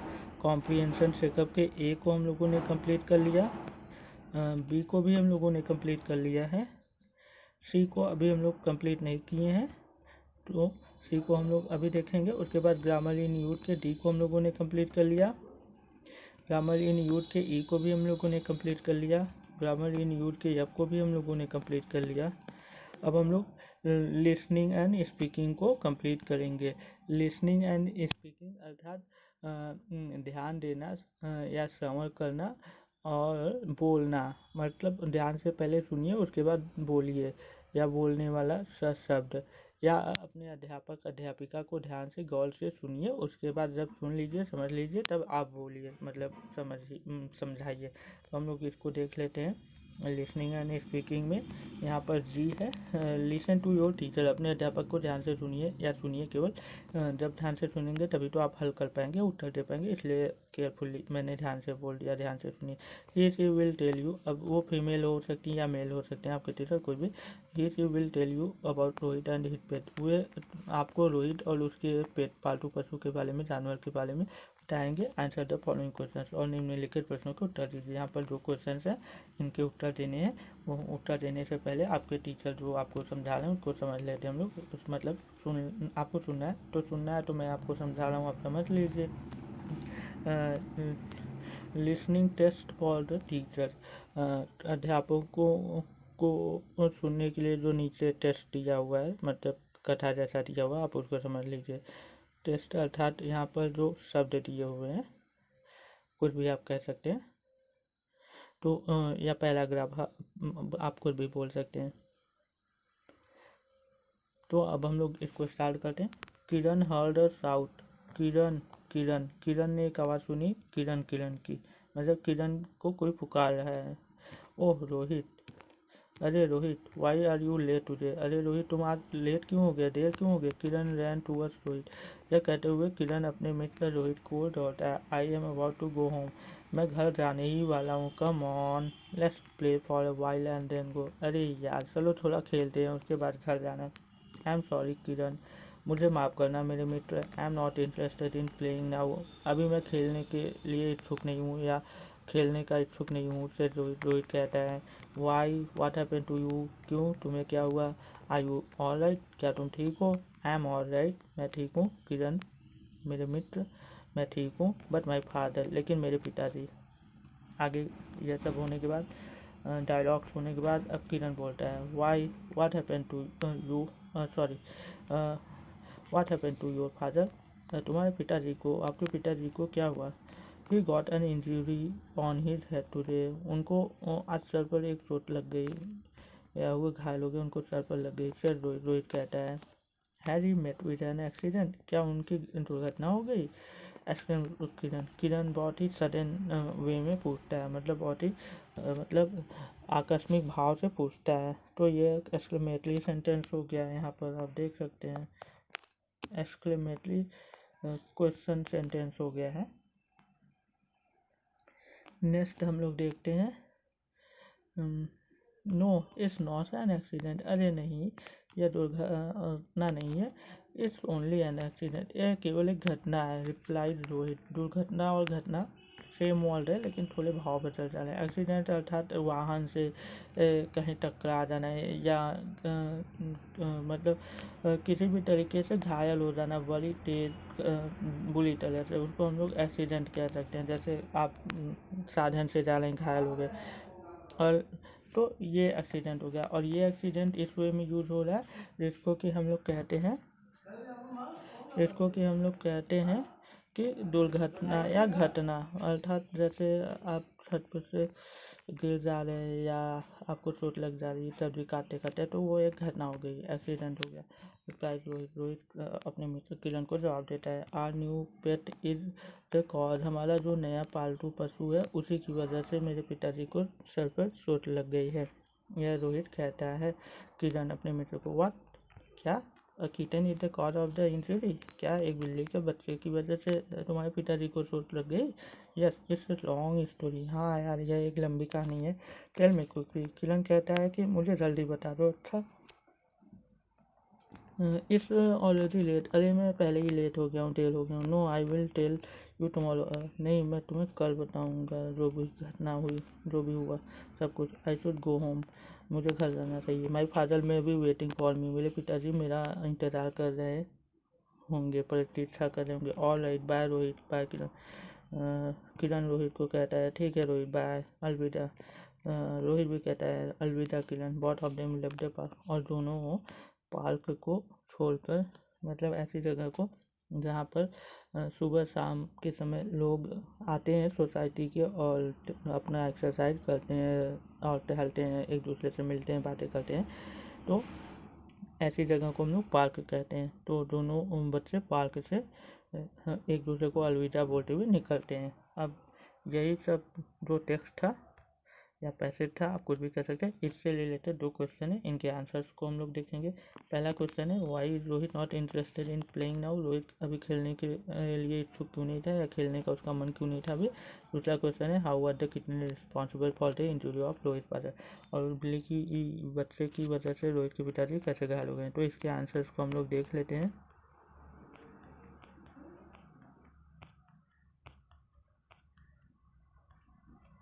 इसके आंसर्स को हम लोग देखते हैं। यहाँ पर मैंने लिख के रखे हुए हैं सभी, बहुत मेहनत लगती है, आप लोग देख सकते हैं।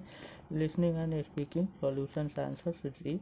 Answer 1, Rohit is not interested in playing now because his, या आप रोहित लिखिए या हिज लिख दीजिए, कोई बात नहीं।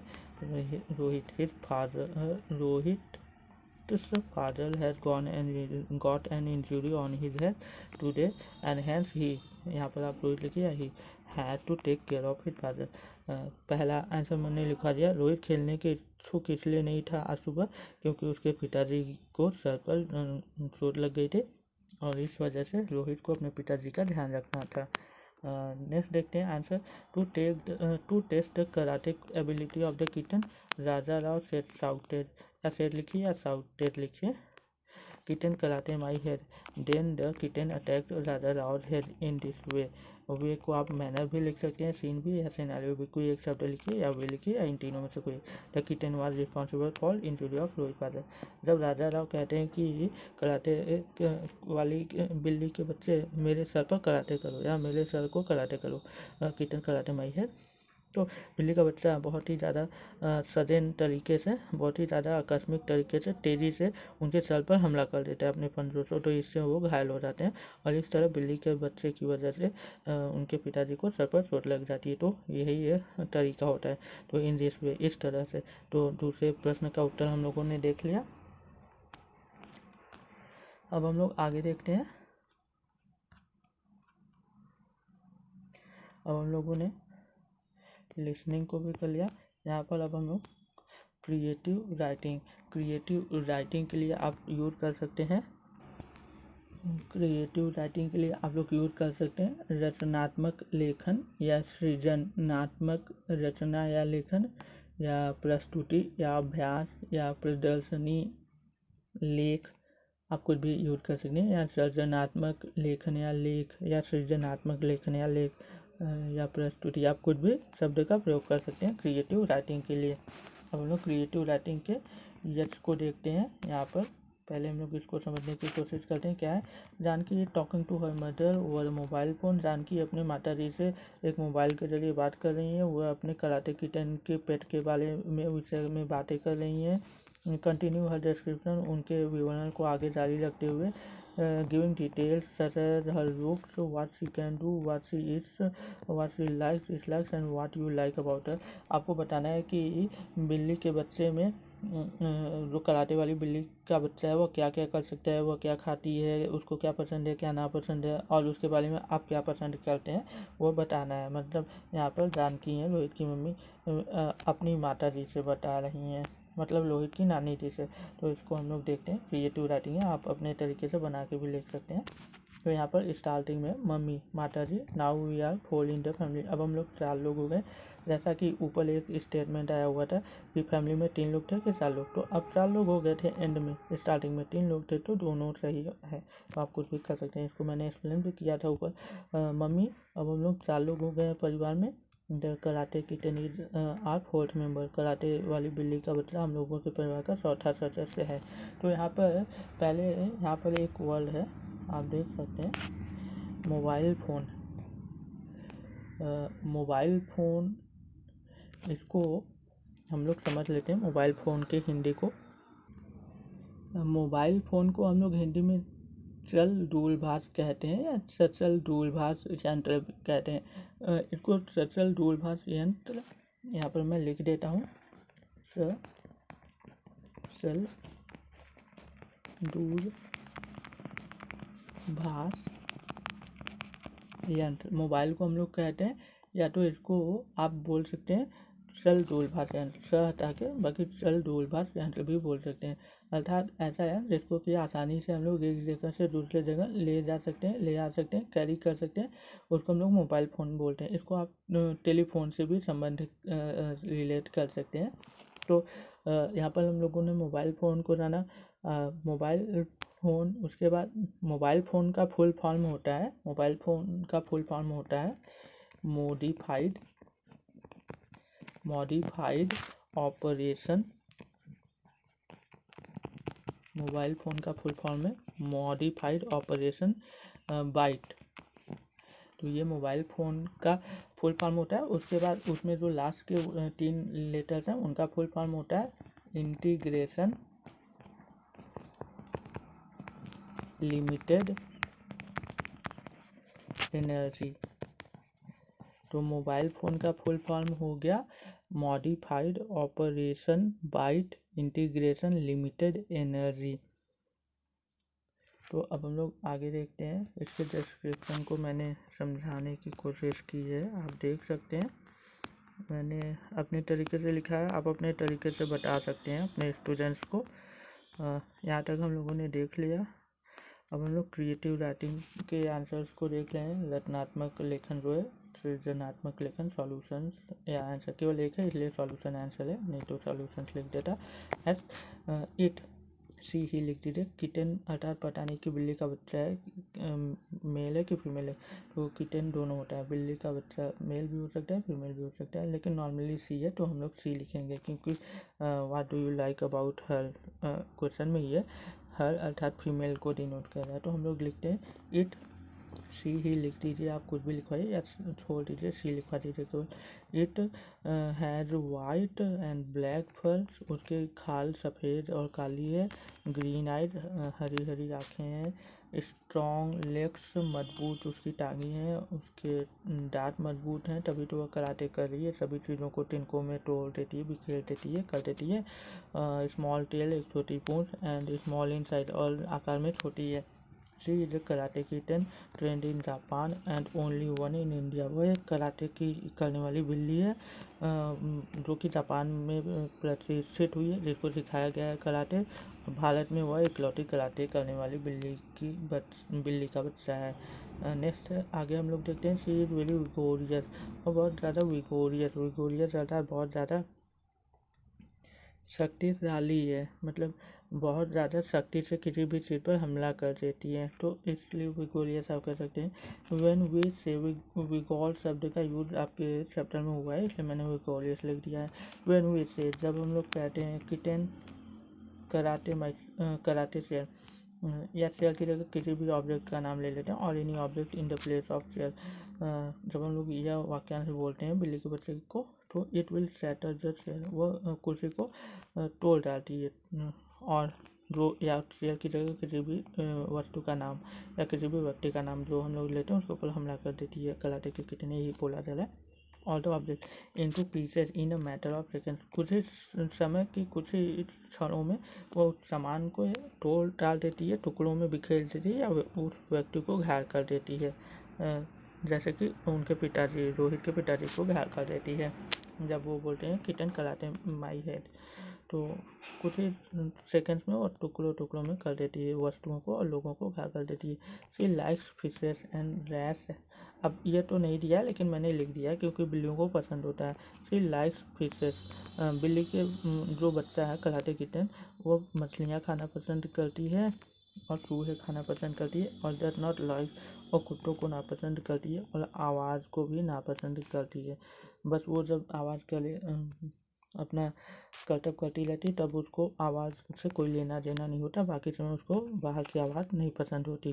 She entertains us a lot bye her act, और वह अपने कार्यों से, अपने क्रियाकलापों से हम लोगों का बहुत मनोरंजन करती है। जैसे मेरे घर पे डॉग है तो हम लोग अपने डॉग के साथ बहुत एंजॉय करते हैं, उसी तरह जो कैट जिनके घर होती है वो लोग अपने कैट के साथ, पेट के साथ बहुत एंजॉय करते हैं। तो सभी पालतू पशु अपने मालिकों के लिए बहुत ही ज़्यादा मतलब एंटरटेनिंग होते हैं, मतलब बहुत ज़्यादा मनोरंजन करते हैं अपने घर वालों का, मतलब जिनके घर पे वो रहते हैं। तो यहाँ पर भी वही लिखा गया, she entertains us a lot bye her acts, अपने कार्यों से, क्रियाकलापों से वो बिल्ली का बच्चा हम लोगों का बहुत मनोरंजन करती है। She is very friendly with me, वो मेरे साथ बहुत दोस्ताने तरीके से रहती है और बहुत एंटरटेनिंग पेट है, मतलब बहुत मनोरंजक पेट है, सबका आनंद दिलाती है, मनोरंजन करती है। We love and take care of her so much, हम लोग उसको बहुत प्यार करते हैं और उसका बहुत ध्यान देते हैं।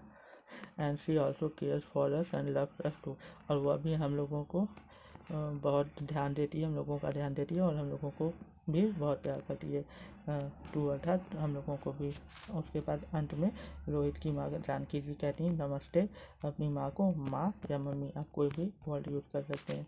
तो इस तरह डायलॉग एंड होता है। तो हम लोगों ने क्रिएटिव राइटिंग को समझ लिया, हम लोग देखते हैं। तो अभी तक हम लोगों ने वर्ड मीनिंग्स को समझ लिया अच्छी तरीके से, कॉम्प्रिहेंशन चेकअप को, tick the correct statement B, C को हम लोगों ने नहीं समझा है अभी। बाकी ग्रामर इन यूज के डी को, ई, एफ, जी, यस, वो लोगों ने सब कुछ समझ लिया। अब हम लोग सी को समझते हैं। सी, आंसर द फॉलोइंग क्वेश्चन, निम्नलिखित जो प्रश्न है इनके उत्तर देने हैं। यहाँ पर आपके पास 6 प्रश्न है, इन 6 प्रश्न के उत्तर को हम लोग देख लेते हैं। नीचे मैंने लिख के रखे हैं, आप हम लोग आंसर देखते हैं। कॉम्प्रिहेंशन चेकअप अर्थात आप लोगों ने जो कुछ भी पाठ के माध्यम से सीखा उसी से संबंधित जो प्रश्न है उसके परीक्षण को ही हम लोग कॉम्प्रिहेंशन चेकअप कहते हैं। आंसर सी, आंसर सी अर्थात आंसर सी के कई उत्तर हैं, कई प्रश्न हैं तो कई उत्तर हैं। पहला आंसर हम लोग देखते हैं। Janki decided to have a pet because she had to be alone in the home after her husband and son left for office and school respectively. Janaki decide करती हैं या निश्चय करती हैं कि वह एक पालतू पशु खरीदेंगी क्योंकि वह घर में अकेली हो जाती थी जब उनके पति और उनके बेटे क्रमशः कार्यालय, ऑफिस और स्कूल विद्यालय चले जाते थे। तो इसको हिंदी में मैंने यहाँ पर लिख दिया है, आप समझ सकते हैं। जानकी ने एक पालतू पशु या जानवर खरीदने का फैसला निश्चय किया क्योंकि अपने पति और बच्चे के क्रमशः ऑफिस, कार्यालय, ऑफिस को हम लोग कार्यालय, दफ्तर, कार्यस्थान कुछ भी बोल सकते हैं, काम करने की जगह, और स्कूल, विद्यालय, शिक्षा मंदिर आप कुछ भी बोल सकते हैं, में लिखिए, नहीं चले जाने पर, के बाद या पश्चात कुछ भी लिखिए, या चले जाने पर लिखिए या के बाद या पश्चात लिखिए, कोई बात नहीं। वह अर्थात जानकी जी अकेली हो जाती थी या उसे अकेले रहना पड़ता था, आप कुछ भी लिख सकते हैं। हिंदी तो आपको लिखवानी नहीं हो तो मैंने आपको समझाने के लिए लिख दिया। तो पहले आंसर को हम लोगों ने देख लिया। दूसरा आंसर है हम लोगों का Janaki went to the pet shop with Rohit to buy a pet. Janaki अपने बेटे रोहित के साथ पालतू जानवरों को खरीदने बेचने की दुकान पर जाती हैं, पेट शॉप पर जाती हैं और एक पेट खरीदने के लिए। नेक्स्ट हम लोग आंसर देखते हैं। आंसर है Rohit and his mother search for old furniture to test theirs curiosity about the karate kitchen. Rohit और उनकी माता जी पुराने फर्नीचरों को ढूंढती हैं, फर्नीचर अर्थात लकड़ी से बने हुए वस्तुओं को ढूंढती हैं, पुराने जो लकड़ी से बने हुए सामान हैं उनको ढूंढती हैं, क्योंकि वे दोनों बिल्ली के बच्चे के बारे में अपनी जिज्ञासा को टेस्ट करना चाहते थे। उसके बारे में मतलब उसको टेस्ट अर्थात एक तरीके से कह सकते हो उसका प्रदर्शन देखना चाहते थे कि ये क्या क्या कर सकती है, उसकी क्षमता को परखना चाहते थे। बिल्ली के बच्चे को के क्षमता को, कराटे किटन की क्षमता को परखना चाहती थी रोहित की माँ और रोहित कि यह क्या क्या कर सकता है पुराने फर्नीचर के साथ। तो यहाँ पर हम लोग आंसर 3 को देख चुके, अब हम लोग आंसर 4 को देखते हैं। Raja Rao was angry when he came home in the evening since he found the home filled with broken wooden pieces and crockery. राजा राव जो कि रोहित के पिताजी हैं वो शाम को आते हैं तो वो बहुत ज़्यादा क्रोधित हो जाते हैं, क्योंकि वे घर में पहुंचते हैं तो वो देखते हैं कि पूरे घर में हॉल में लकड़ी के टूटे फूटे टुकड़े और ढेर सारे सामान बिखरे हुए हैं टूटे फूटे जैसा में टुकड़ों में, तो इसलिए राजा राव बहुत क्रोधित हो जाते हैं। आंसर है answer 5 when mister Raja Rao said kitten karate my head. जब राजा राव जी कहते हैं, श्रीमान राजा राव कहते हैं कि बिल्ली के बच्चे मेरे सर को कराटे करो। Then the kitten attacked on his head and he mister Raja Rao got an injury. तब बिल्ली का बच्चा मिस्टर राजा राव श्रीमान राजा राव जी के ऊपर हमला कर देता है और वह घायल हो जाते हैं उनके सर पर, क्योंकि वह कराटे किटन को कहते हैं कि मेरे सर पर कराटे करो, kitten karate my head. Next हम लोग देखते हैं last answer when karate kitten attacked injured, या अटैक लिखिए या इंजर्ड लिखिए एक ही बात है। Mister Raja Rao head and he mister Raja Rao put his hand on his head on saying oh my head, अरे मेरा सर, ऑन दिस, इस पर रोहित और उनकी माता जानकी जी हंसने लगती हैं ठहाके लगाकर। तो हम लोगों ने सभी आंसर्स को देख लिया। अब हम लोग थोड़ा सा इस चैप्टर से रिलेटेड कुछ मीनिंग्स को मैंने लिखा है उसको देख लेते हैं, उसके बाद चैप्टर एंड हो चुका है हम लोगों का। यहाँ पर आप देख सकते हैं, आप चैप्टर 2 या लेसन 2 लिखिए कराटे किटन। कराटे किटन के वो हिंदी में मैंने यहाँ एक्सप्लेन करने की कोशिश की है। बिल्ली का कराटे की क्षमता या कला या प्रदर्शन वाला बच्चा या करने वाला बच्चा। बिल्ली का बच्चा जो कराटे करना जानता है या जानता हो, जिसे कराटे आता है, जो कराटे की कला में प्रशिक्षित किया गया हो आदि कुछ भी आप तरीके से समझा सकते हैं अपने बच्चों को। अब मैंने इससे रिलेटेड कुछ वर्ड उसका प्रोनाउंसिएशन और मीनिंग लिखा है। वर्ड शब्द प्रोनाउंसिएशन उच्चारण मीनिंग। कराटे अर्थात कराटे प्रोनाउंसिएशन है, इसको आप बोल सकते हैं लड़ने का एक तरीका या आत्मसुरक्षा की एक विधि या एक तरीका आप कुछ भी कह सकते हैं। नेक्स्ट है पेट शॉप। पेट शॉप अर्थात पालतू जानवरों की दुकान, पालतू जानवरों की दुकान या आप बोल सकते हैं पालतू जानवरों के क्रय विक्रय या लेन देन की दुकान या जगह। नेक्स्ट हम लोग देखते हैं एरिया। एरिया का जगह क्षेत्र इलाका, कोई भी क्लर्क के लिए मुनीम, लिपिक मुंशी, लिपक लेन देन का हिसाब किताब करने वाला या करने वाली कुछ भी लिख सकते हैं आप। इसको आप ऐसे भी बोल सकते हैं रिकॉर्ड या लेखा जोखा रखने या करने वाला या वाली कुछ भी आप बोल सकते हैं। नेक्स्ट है कंपनी। कंपनी अर्थात कंपनी इकाई कारखाना। नेक्स्ट है